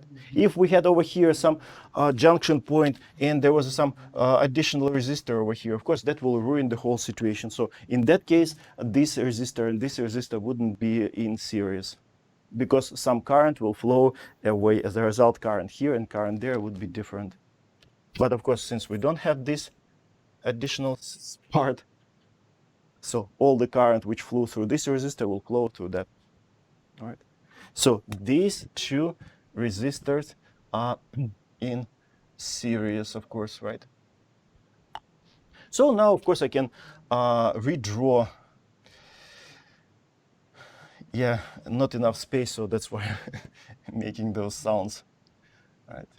So let's say it's this resistor, then it's this resistor, right? These two resistors I can collapse to a single one, right? So they're connected in series. Of course, it will be a resistance, equivalent resistance equals to 2R, and this resistor is still here. Right. So that's new one. And again, still, you can think of sort of here there is a battery connected. Right. So now next, again, I can give you the same argument. So this is not in series or in parallel with that one, or this not in parallel with that.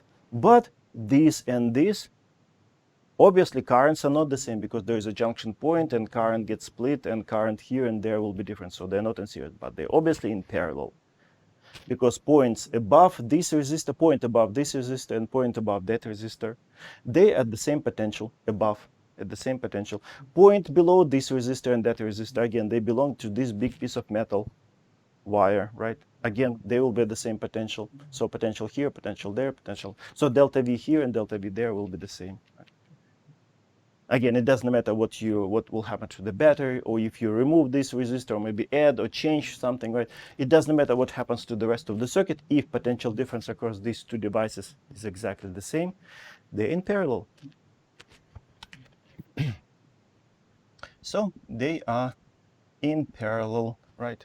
Okay, I'm not going to calculate because now I have to use what in parallel these reciprocals. I hate that formula. You can do it. Plus, I gave you solutions, right?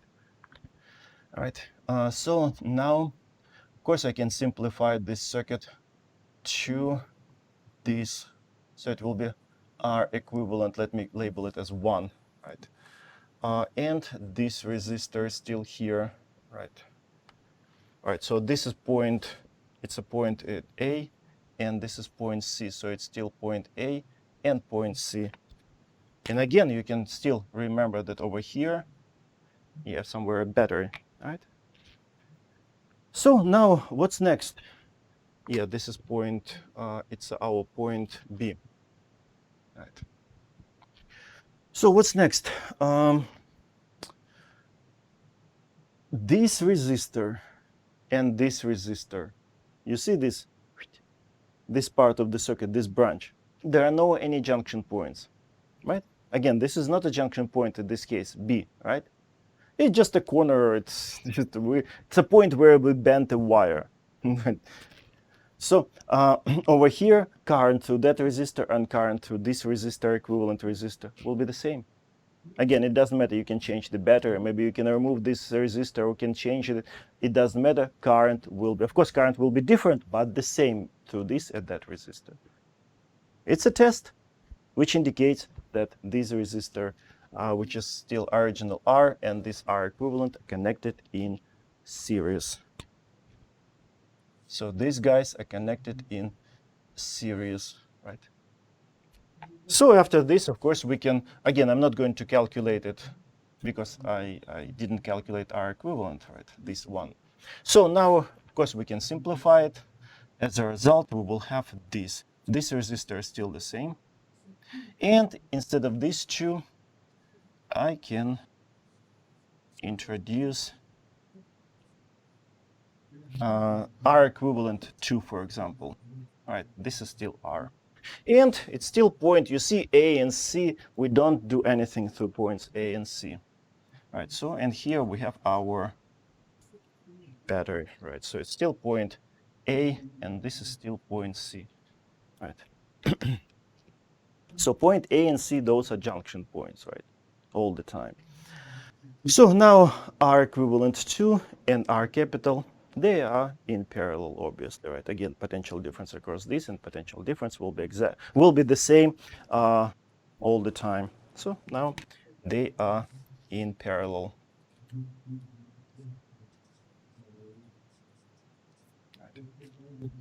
So as a result, we will get the final situation, right? So the final R equivalent. So now it's R equivalent between points A and C, RAC, and yeah, so this is point A and point C. And again, you can still, if it helps you, you can imagine a battery. But once you get experience, you don't have to imagine that battery. Right. Okay, so that's the second part of the quiz. Actually, that was the first one, and that was the second part of the quiz. But the last part, right, which I didn't ask to find an equivalent resistance, I just asked you to apply Kirchhoff rules, right? And the battery, if you look at the quiz, the batteries, right, batteries were connected to which points? To this point and that point. Battery was connected.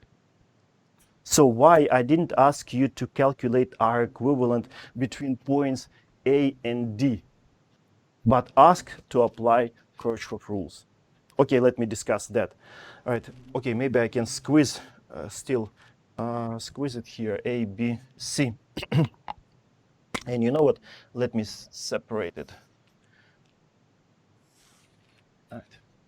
So what if we connect a battery between these 2 points? Okay, let me redraw it one more time. I'm getting sick and tired of this circuit. All right.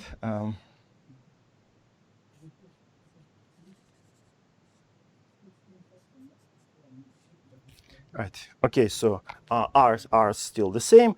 Now points, this is A, B, D, and C. So now what if we connect battery like this? And that's just the third part of the quiz, right? And again, for whatever reasons, I didn't ask you to calculate R equivalent. I asked you to apply Kirchhoff rules. And the reason is because none of these elements, none of these resistors, in this case, are connected neither in series nor in parallel. Let's look at that. But I still can, for this particular case, I can still, okay, we'll see. I should be able to find R equivalent. Okay. Okay, let me label them. Yeah, I feel like I need that. R, R, R, R, R. Right. So let's look, for example, what about this and that resistor? Yeah, I want to say um, they are not in parallel. Strictly speaking, let's imagine that the value of this resistor and the value of this resistors are different, right? Of course, potential difference across this and potential difference across that will be different because potential difference between this point, oh no, electric potential at this point and the electric potential at this point will be different by what? By the voltage drop across this resistor. So strictly speaking, this resistor and this resistor as a result not in parallel, right? And of course symmetrically, because we have symmetry, this I can say exactly the same about this resistor and that resistor. Of course, they're obviously not in series because there are tons of junction points, right? Current gets split, so current here and current there are not the same, right? Then, what about this resistor and that resistor? They again not in series because there is a junction point. At the junction point, current changes, right? As a result, yeah, they're not in series. Then what else?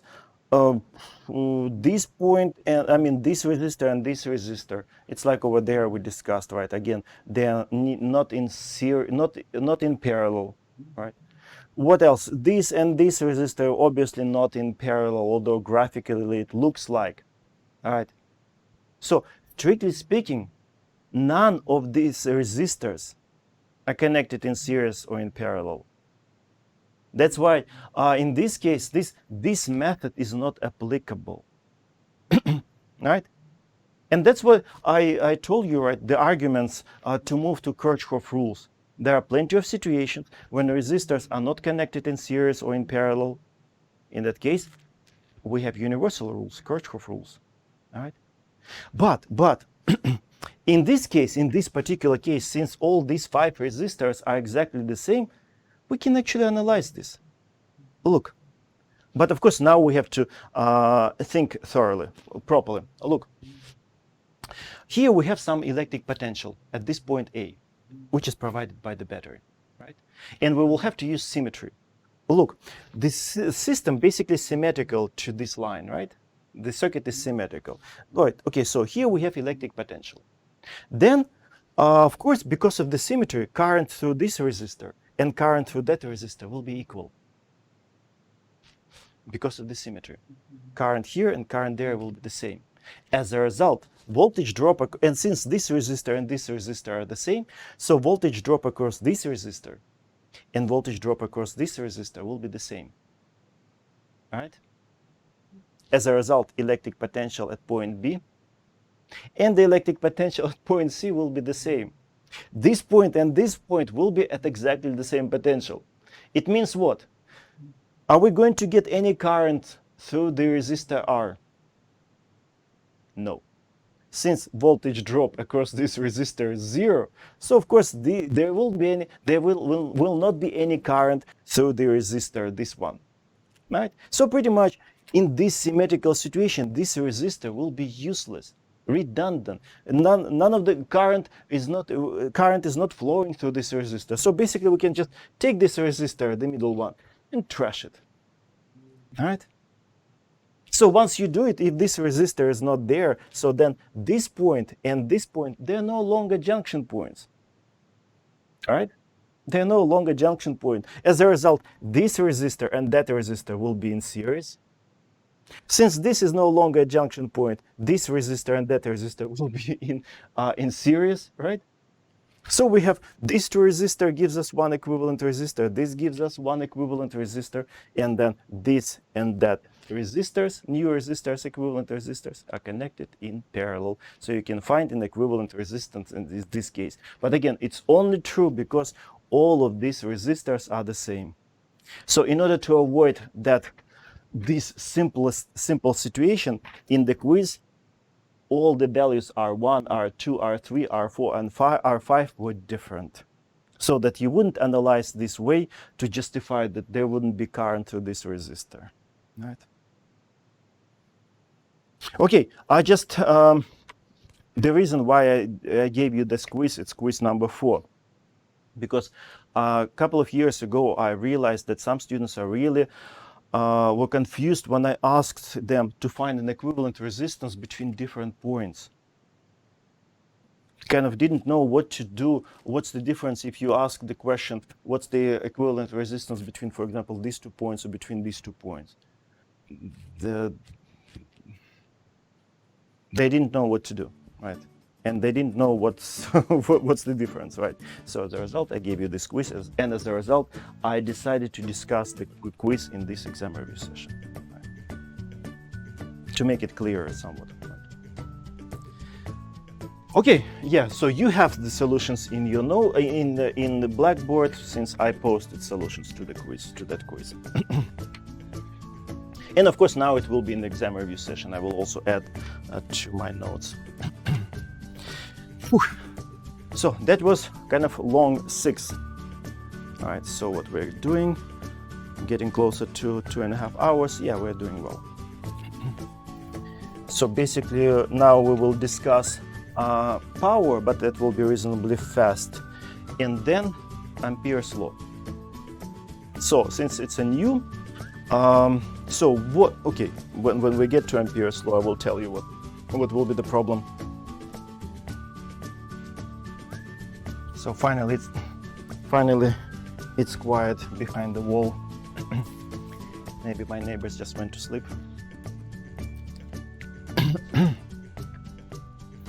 So now problem number 7.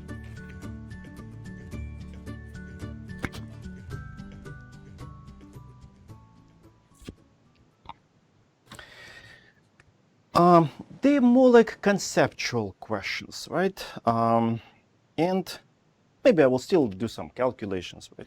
But no numbers, no numbers. So part A. So in part A, what if we have this circuit? First a battery,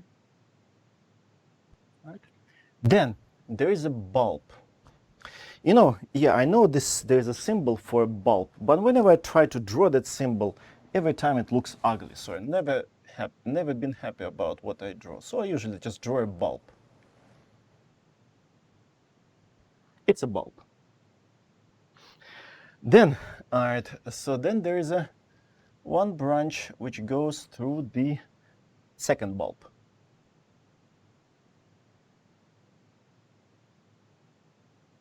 Right. And we need to close this circuit.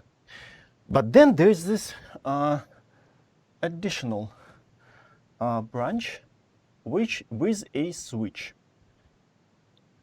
So we have EMF, and let's say this is bulb A, and we can label it as resist, because what is effectively a bulb? Bulb, it's a resistor, which on top of that fact that it generates heat, it also generates light, but effectively just a resistor. And this is RB. So first, this is the situation. It's initial situation, right? Initial situation. So let me write, it's an initial. And then in the final situation,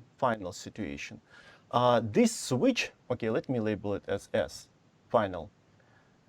Switch S will be closed.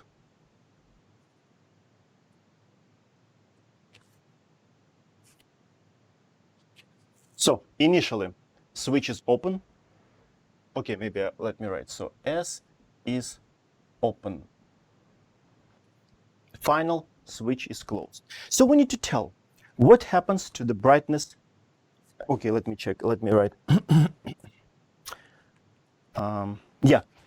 So we just need to answer the question: what happens to the brightness of these bulbs? All right. After we close the switch. Right. Are they going to get brighter or dimmer, or maybe will be completely dark? All right.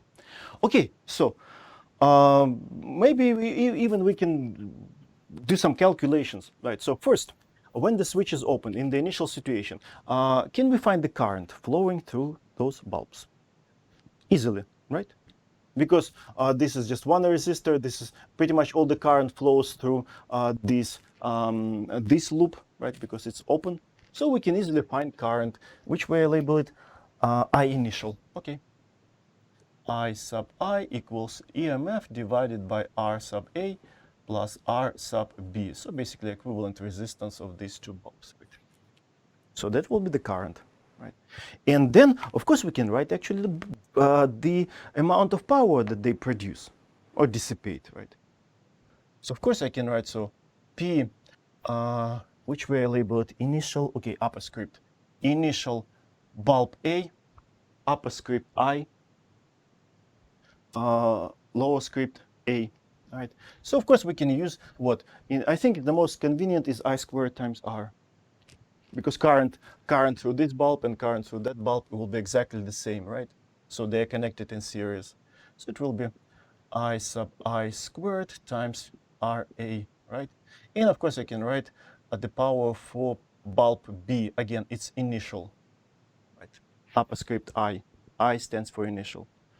So currents is the same, so I sub I initial, I sub I squared times RB. Right. Yeah. So they both are going to produce light, right? They both glow, right? Which one produce more light? We don't know, because we don't know the values of. We don't know information about R sub A and R sub A and R sub B. But anyway, so that's the amount of power they generate. Now, final situation. What will be the final? When you close the switch, what will happen to the brightness of bulb B? Nothing, because all the current will flow through this part of the circuit, right? Leaving this this part of the circuit completely currentless, right? No current, right? So as a result, power of so I can write no current through RB. So as a result, power of B final will be zero immediately, right? Because all the current bypass resistor RB, right, to the closed switch. And of course, as a result, then our bulb A is going to produce more light, because more current will flow, right? Because this is the initial value of the current, but final, I final will be equal to EMF divided by R sub A only, because now R sub B out of the circuit. So now, of course, current is larger than I initial, right? Okay, so as a result, we can write, so power of bulb A final, right? Of course I can write, so it's still I sub final squared times R sub A, right? And of course I can write that it's larger than power of bulb A initial, because current I final is larger than I initial, so of course power is going to be larger, right? You see, it's a reasonably simple analysis, and these are questions, of course, sort of designed like as conceptual questions, right? But to I don't know, to be more precise, I threw some equations, right, just to practice it. But of course, even without these calculations, you could have come up with the same answer, right? So when you close the switch, this bulb is out of the loop, so current through the resistor A is larger. Of course, the value of the resistance stays the same. So if current is larger, resistor is still the same, so of course power goes up. So bulb A is going to be brighter. So A will be brighter, right? So B is out, right? Black, and A is brighter. Okay, so it's reasonably simple. And again, based on my experience, most of the students are quite comfortably analyzing this. There's a second part B. You know what? while I was discussing this, I decided to skip part B. Right? You can read it by yourself, right? But idea is is somewhat similar. Right?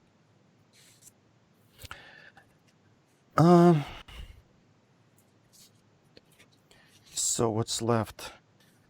Time constant, RC time constant. Okay, we'll also skip. Basically, what I prepared, instead of, because we introduce RC time constant for what? For the simplest possible circuit where you have one capacitor and one resistor, right? So as a result, time constant, it's R times C. In this case, I just prepared what? Three resistors. Okay, let's say it this way. Two capacitors get discharged through three resistors, right? So the same question, what is RC circuit? Find R equivalent, find C equivalent. Time constant is R equivalent times C equivalent, right? So we'll skip. And plus, we discussed enough examples. We had enough examples about discussing how to find R equivalent and C equivalent, right? So again, it will be in the notes, right? So again, you can look by yourself. I don't think that. So far, I've never seen a student who was not able to calculate a time constant, RC time constant, because it's like a Ohm's law, right? Newton's second law, and RC time constant. Usually, everyone knows, right? Right. Since the kindergarten. All right. Okay. So now.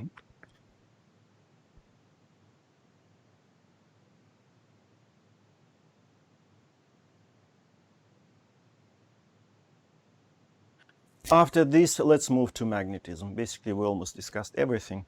So now, application of a Biot-Savart law. In the previous recitation class, we discussed, you remember that those two semicircles, right, we calculated. It's not completely trivial, right? So, plus we discussed this in the previous recitation class, right? So I'm not going to do anything about this. Right? So let's say a few words about magnetic field provided by an infinitely long straight wire, right? And then Ampere's law. One problem. It will take like 20 minutes to discuss the example which I prepared about Ampere's law. So if you, again, something not clear, right, tell me.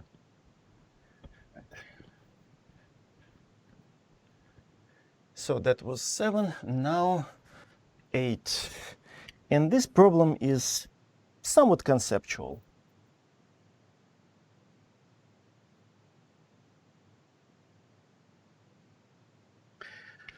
We have two wires parallel to each other.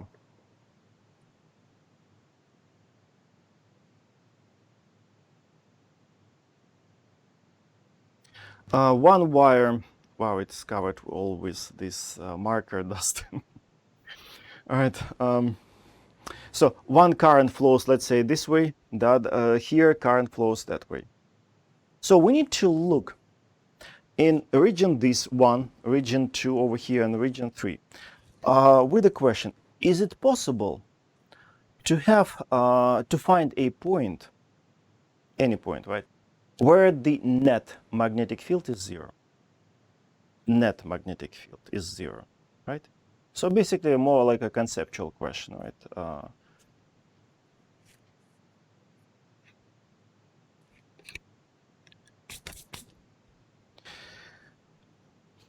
Okay. Yeah, let me first draw it, and then I will write the question. And let me use blue color for the top wire.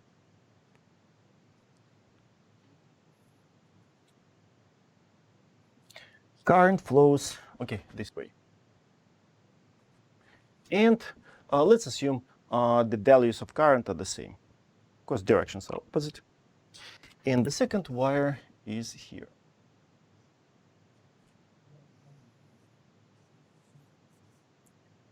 Okay, so this is the second current. A similar problem can be arranged in this way. For example, I can grab, for example, wire number 2 and turn it by 90 degrees. Also possible situation for a conceptual question. Okay, but anyway, so let me now write down the question. Is it possible to have points with magnetic field equals 0 for this situation? Is it possible to have points, or 1 point or points, to have points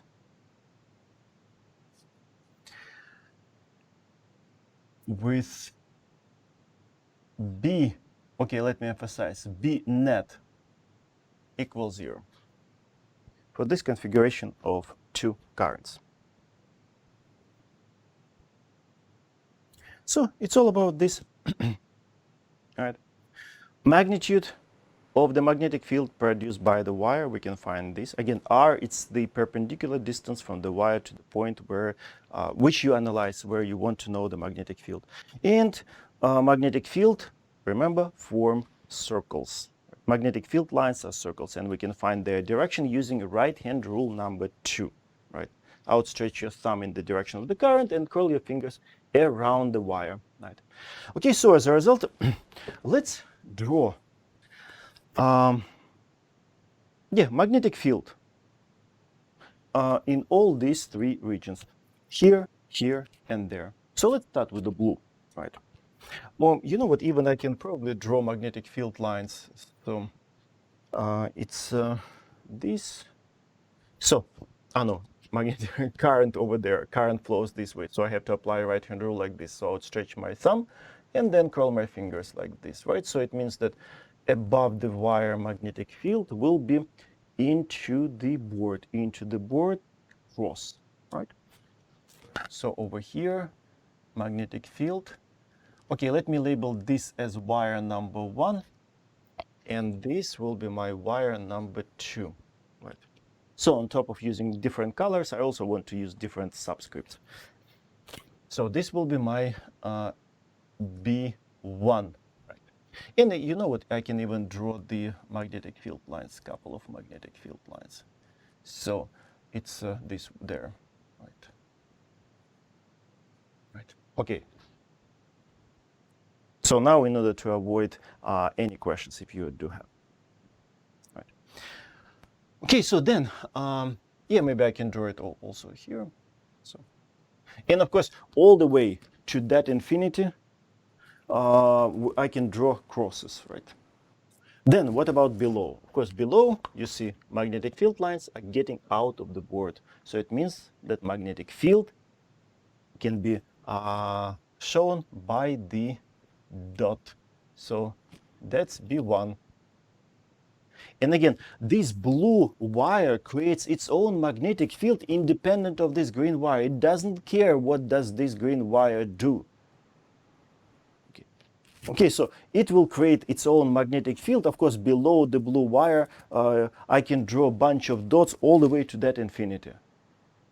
Right? Because I noticed some students kind of not comfortable crossing the this line where there's this green wire. No, blue wire creates its own magnetic field and it doesn't care about the green one. So I can draw these blue dots over here, right? And of course I can draw over there, right? So below blue wire we have dots, above we have crosses all the way to that infinity. So now let's do the same for the green wire. So right hand rule number 2, so my thumb that way and curl my fingers around. Of course, I can draw magnetic field lines like this, right? And their direction, right, like that. So it means that, okay, let me start with below. So below magnetic field goes into the board, below the green wire into the board. So I can draw what below into the board, it's a cross. All right, so over here I can draw cross, here cross, here cross. So that's my B2, right? Actually, here I can write also B1, right? Yeah. And so above, you see magnetic field line is getting out of, now above, right, above the green wire. It's getting out of the board. So I can draw it using dot. So dot, dot, so that's my B2. And over here I can draw, and still, again, since we are above green wire, again, now green wire doesn't care about the blue wire. It just creates its own green magnetic field now all the way to that infinity. So over here I can draw a dot, here dot, over there maybe dot, and so it will be B2 over here, B2, right? So that's the picture, right? So now let's see, when is it possible, where is it possible to have B net 0? So right now I just showed individual B1 and B2, right? So what? Over here in region, this region, okay, let me use over here. So what about this? They're both in the same direction, out. So cancellation is impossible because two vectors pointing in the same direction, of course, they cannot make net vector 0. Impossible, right? So of course here it's impossible. All right, so region, you know what, maybe I can label it region 1, here region 2, and here region 3. So region number 2. Here impossible.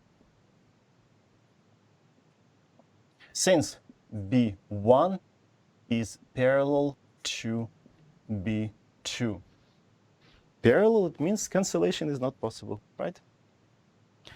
Okay, now, but you can look, for example, at the region 1 with the hope, right? Look, they're in the opposite direction. This is out, this is in. 0. Not so fast. Not so fast. Now we need to look at the magnitude of those magnetic fields. Magnetic field, strength of the magnetic field depends on the distance from the wire which creates that magnetic field, right? Now let's look. For example, let's say you are interested at the net magnetic field at this point, right? You see that blue is in, green is out, but what about distances? So for the blue one, it's this distance. Okay, let me show it here, right? So this is distance r for the blue wire, short, reasonably short. And what about for the green one? For the green one, we're talking about this distance. That's r for the green wire. And since r is in the denominator, of course, the magnetic field produced by the blue wire is stronger, all right? So, and of course, B2 will be weaker, right? So they are, yes, they're in the opposite direction, but since B2, no, B1 is larger, so there will be only partial cancellation of the field, right? So the net magnetic field will be still into the board because the blue field is stronger than green field, right? Of course, it's possible to have a net magnetic field but at infinity, but it's just because of the fact that both of magnetic fields will become 0 at infinity. It's not the point of the question, right? You see the point? Because the blue wire is closer to the point in question where we want to analyze, right? It means that magnetic field produced by that wire will be stronger. It's sort of the closer to the source of the field, of course, the field is stronger. So, yeah, there is a partial cancellation in the region 1, but not complete 0. So what did I wrote here? I wrote for this region, since B1 is larger than B2, so as a result, B net is not 0. B net is not 0. Okay, so let me separate these regions. So also impossible. And now you can see also that similar situation will be in the region 3. But now what? This is, okay, let me use now this side. This is distance for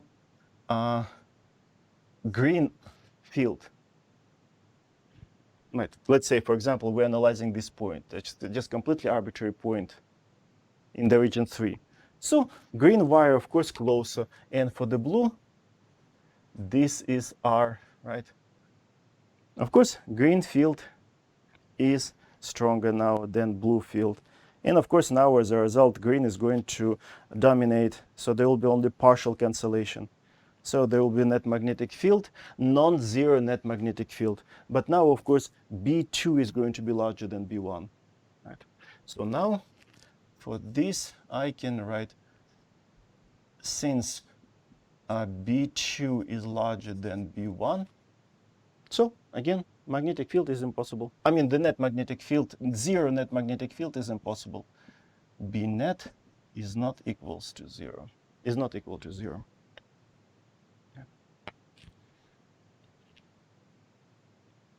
Sort of conceptual. And I'm going, again, it's possible situation. What if you, for example, one of the wires turned by 90 degrees, It also can analyze situation like this. Okay, so enough of this wire, plus about this formula.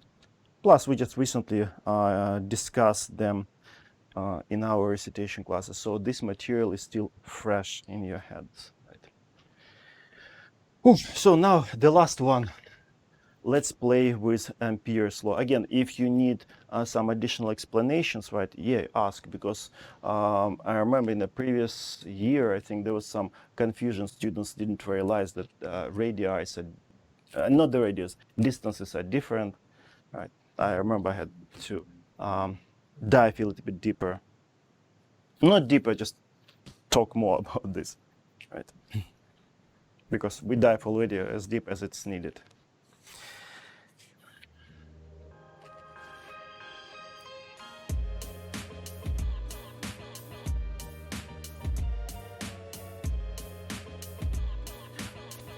Okay, so now next one will be number 9. Not an even number, but it's okay. Okay, can I start erasing? Yep. So now I will give you complicated wire. So now Ampere's law. Okay, let me write it. So now let's play with Ampere's law.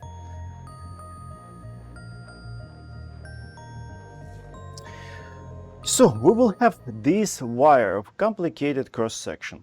First, we have sort of like a tube, of course, circular tube, right? So there's a big hole inside. Of course, there is a radii, which sort of defines the outer surface and the inner surface, right? Then, at the center of that hole, there is a solid tube, right? Okay, let me draw it. Probably I will start with the solid tube at the center, right? So I'm trying to estimate the space that I might need. Right, let me draw it here. So that is the central part, solid tube in the middle. And then there is a hollow tube. Okay, I feel like I need to bend myself like this. Oh, yeah.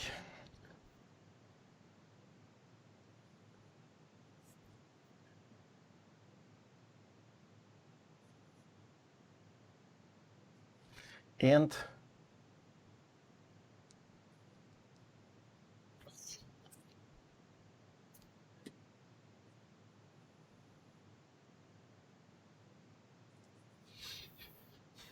to the best of my abilities.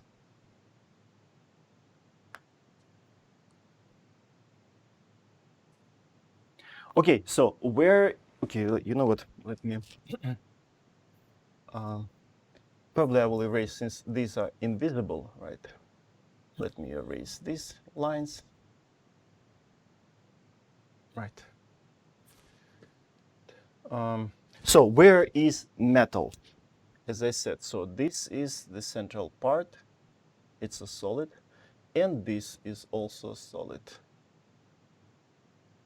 So current flows in this in this region and that region. But no, currents are the same in value, but flows in opposite directions. So let me show current in this part, in this region. So this current flows this way. So let me call it just I, right?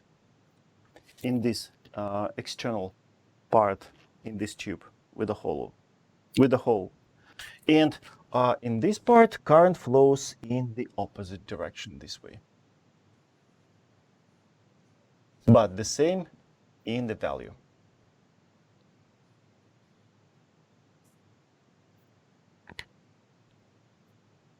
So what you see all the time when we apply Ampere's law, we have some cylindrical symmetry problem, right? Some wires. So in the lecture, I discussed the situation where we had just basically this inner part, right? Cylindrical wire, right? And we found magnetic field outside and inside. Then maybe in in your recitation classes, your instructors maybe covered an example where you have a wire with the hole at the center. In my classes, I will discuss it on Monday.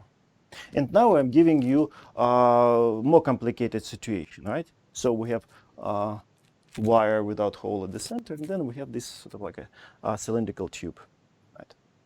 So we need to find magnetic field everywhere. By everywhere, I mean what? Region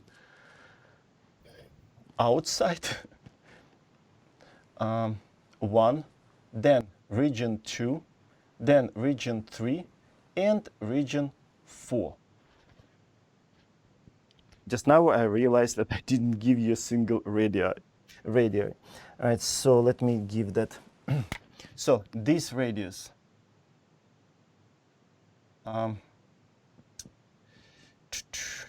R1, then this radius R2, and then this is R3. So from inner surface R1, R2, and R3. Right. Okay, so and yeah, that's what is given, nothing else. And now let's find magnetic field. Right. So we need to find B everywhere. Right. By that I mean B in region 1, then region 2, region 4, and region, yeah, in region 4. You'll see it's not that bad. It's very similar to what we discussed in the lecture. Okay, so first of all, let me just rewrite Biot-Savart law. Right. So integral of B dot ds equals to mu naught times I enclosed. And let me start with the region number, with the first one.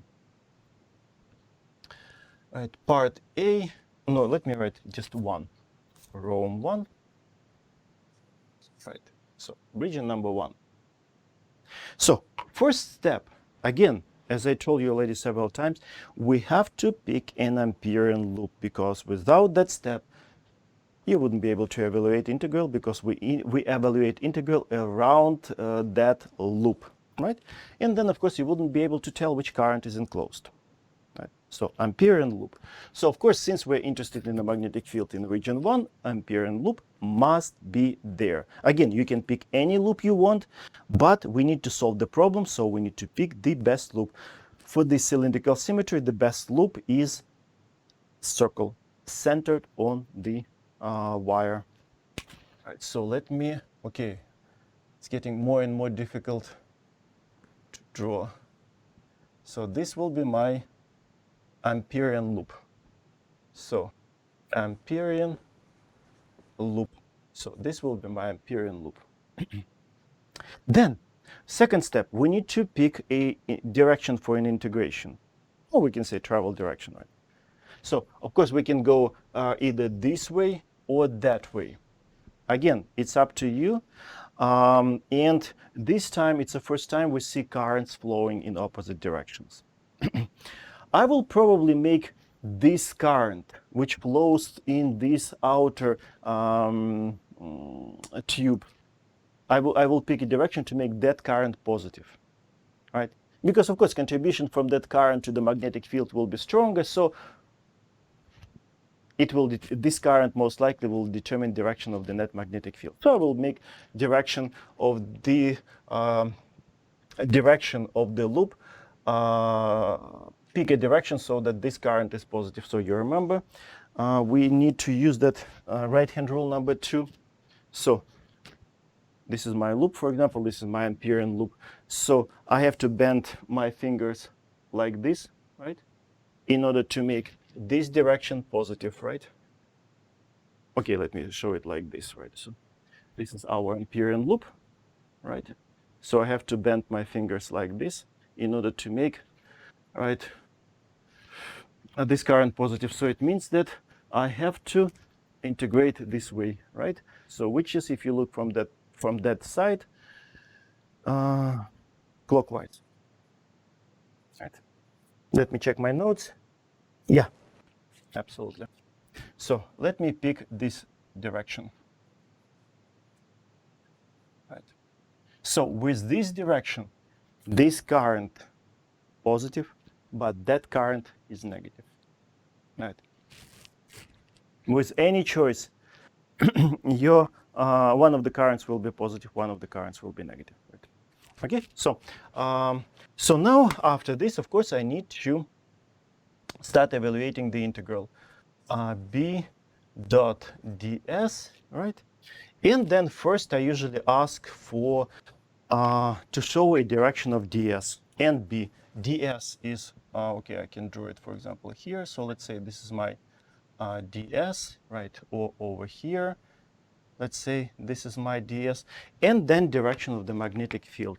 I already justified in the lecture, so that the magnetic field will be tangent to our circles, right? To our circles. Okay.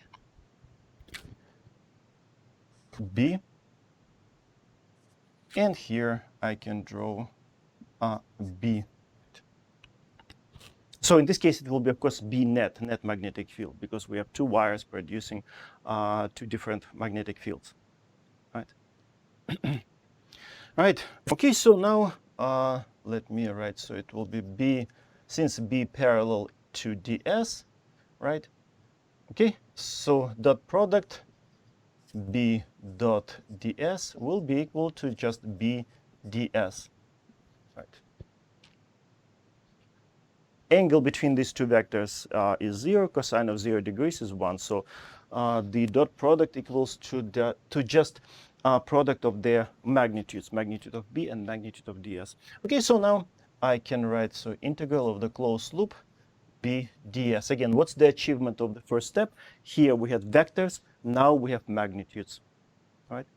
And then using the second step, using the symmetry. We have to make that step to using the symmetry. Again, it doesn't matter where you are on the Amperian loop, because it's a circle centered on the center of the system. So it doesn't matter if you are here, here, or there. Magnetic field strength will be exactly the same, because distribution of current, which produces this magnetic field, looks exactly the same. It doesn't matter where you sit, because we pick the best Amperian loop. With this loop, yeah, we can use symmetry of the problem. So I can write, so open my explanation box, and I can write, since B is constant on the Amperian loop, so I can take my B and take it outside of the sign of integration, because any constant you can take outside of integral. And as a result, we will have B times integral of ds. You see, this step, evaluation of this integral, is exactly the same what we did in the lecture, then what we are going to do in our recitation class. Some of you probably did it in your recitation classes. Right. So it's exactly the same. Right. So then what's the value of this integral? Now at this point, you're all familiar, right? So it's just a circumference of the Amperian loop. Okay, I introduced Amperian loop without showing the radius of that loop, right? So R. So now I just realized. Okay, so it will be equal to 2 pi r, right? So the value of this integral equals to b times 2 pi r. Okay, and now mu naught times I enclosed. So we evaluated the integral, line integral, and then according to the Ampere's law, it must be equal to mu naught times I enclosed. So now the fun part, I enclosed.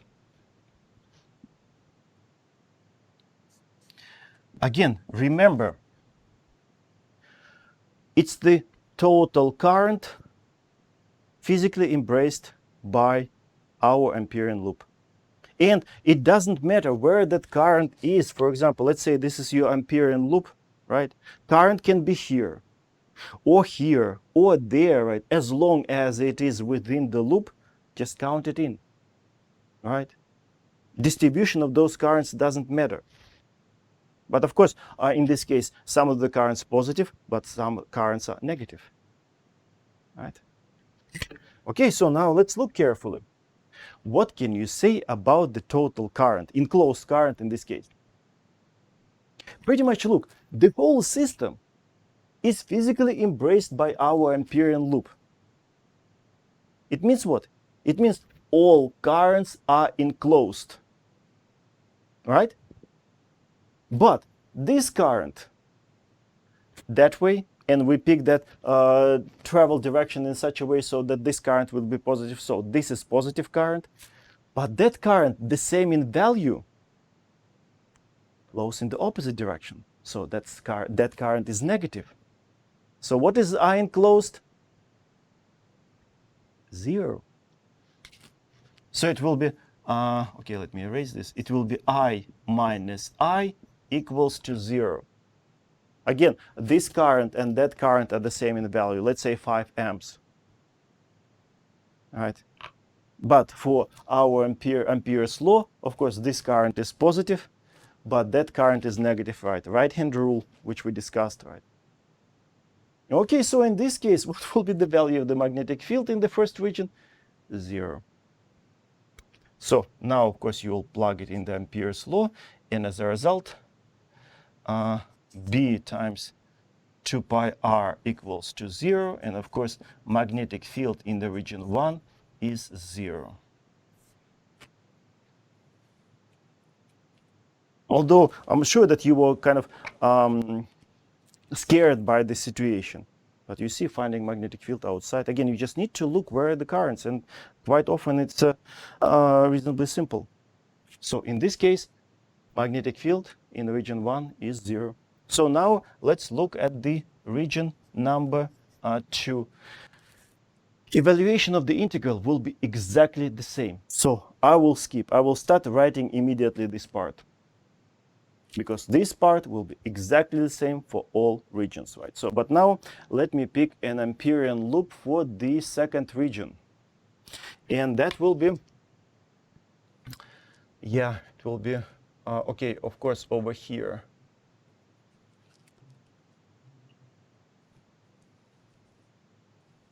Right, okay.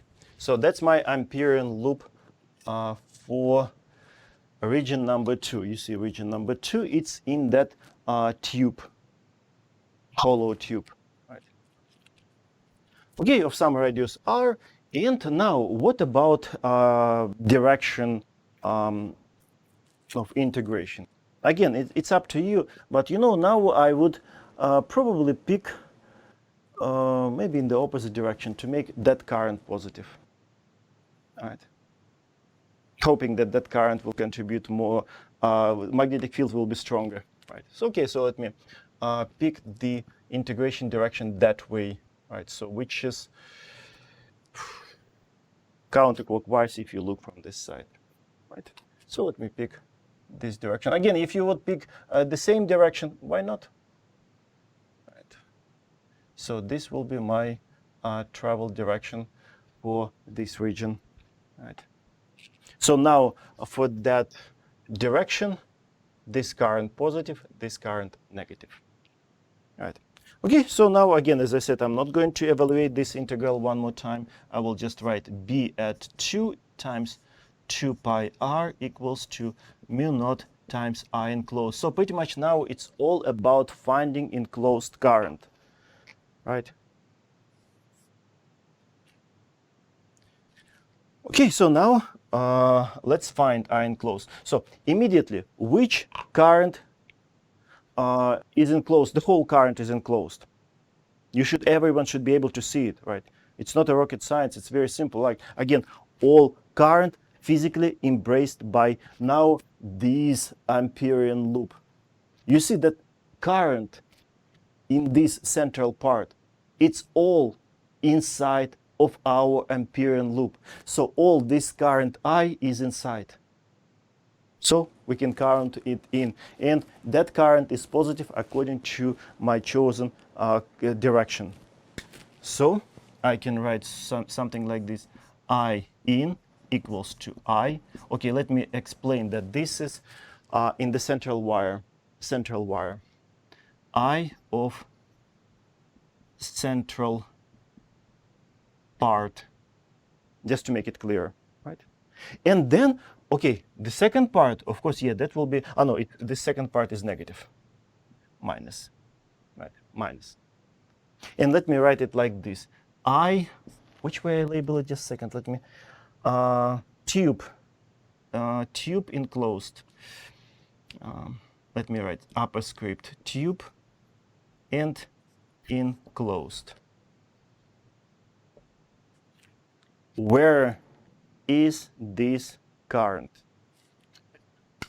It's this. Between this, our Amperian loop with radius r. Okay, let me show it like this. It's this current. Okay, current flowing through that cross section. Of course, it's smaller than this current I. Right? So let's find that current. Okay, so now I tube enclosed. Let me write underneath I tube. Okay, I used I. Okay, right. So, you know what? Let me just put a question mark.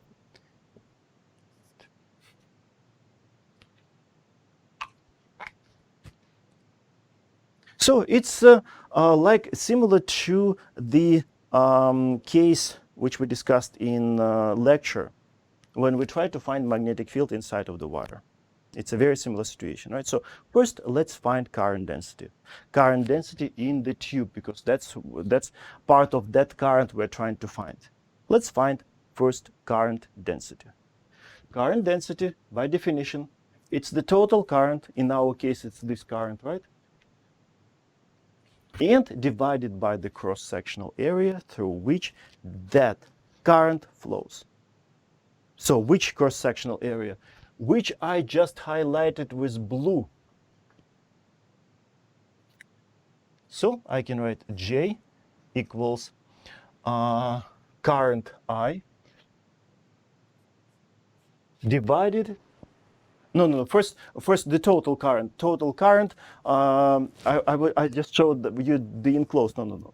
So let's first current density. It's a total current I, and of course this total current I flows this whole tube, right? This whole cross-sectional area, right? Sorry.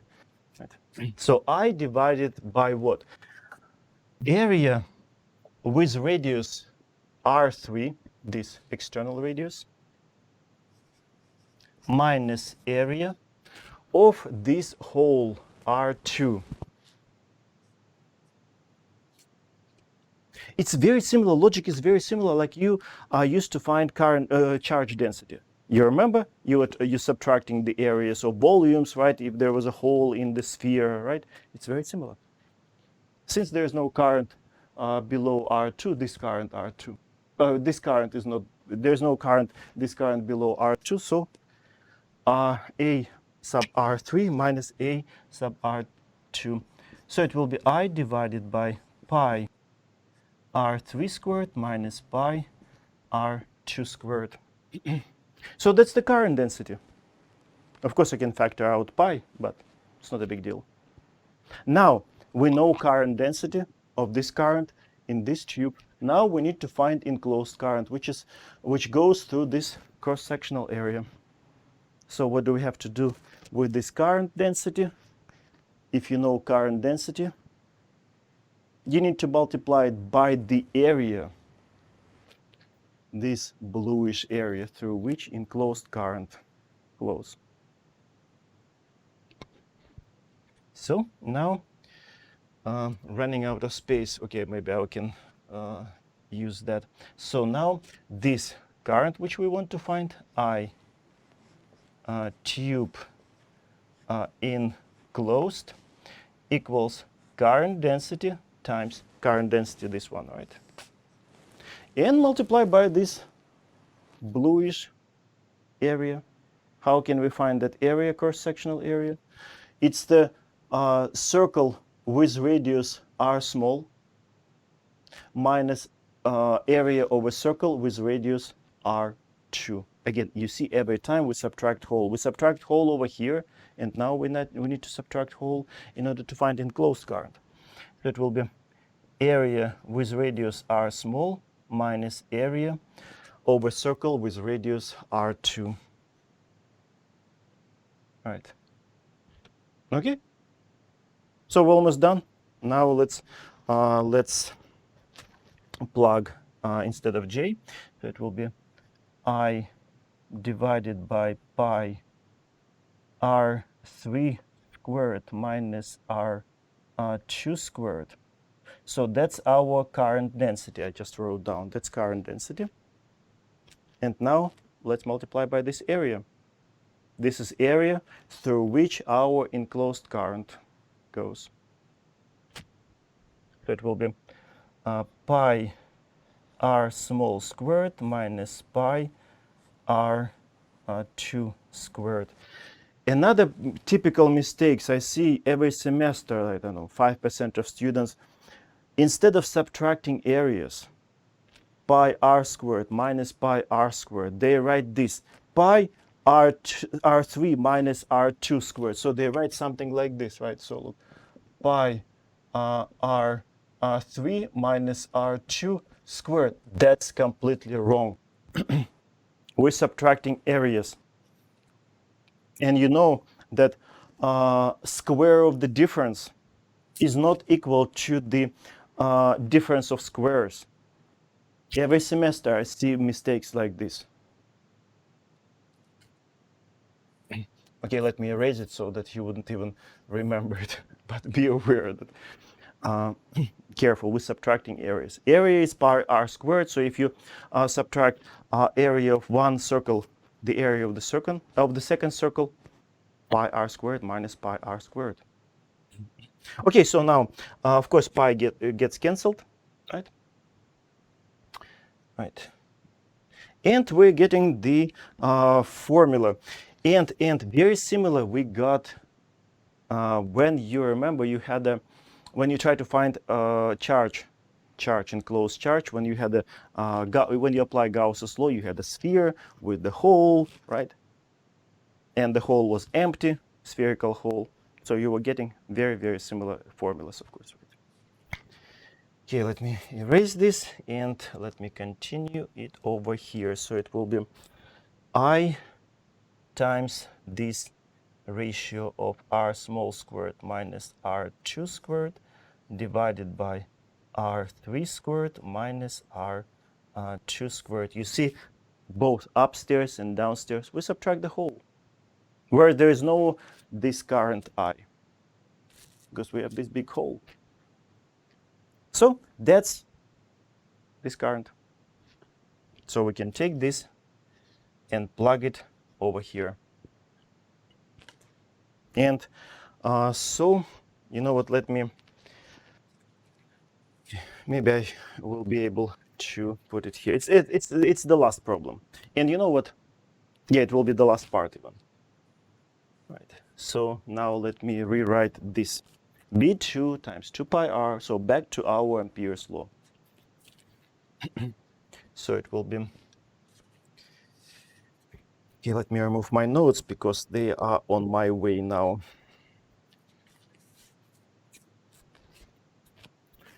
So I'm rewriting this.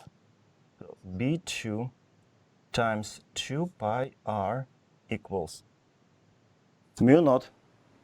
And these are enclosed, right? So I minus this mass. Okay, it's not that bad. No, it's not mass. So it will be equal to mu naught times I minus this. I minus I, and the ratio of these squares r squared minus r2 squared divided by r3 squared minus r2 squared. And conservation of brackets, I need another bracket.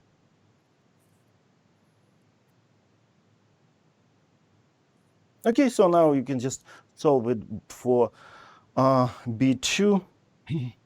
I'm trying to think. Okay, I will write it up there. So now as a result, let me write. So B, maybe I can invade a little bit this part. So B2 equals, so there's 2 pi r goes in the denominator of that right hand side. So it will be mu naught divided by 2 pi r. Okay, I can factor out because I is the same, right? And then 1 minus that ratio.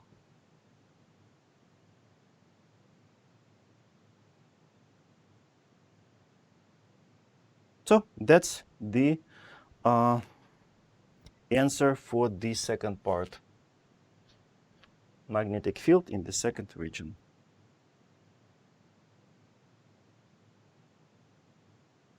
Not enough whiteboard. Every time squeezing, right? Trying to save some space. Okay, all right. Region number 3 and region number 4, it's exactly the same like what we did in the lecture. Exactly.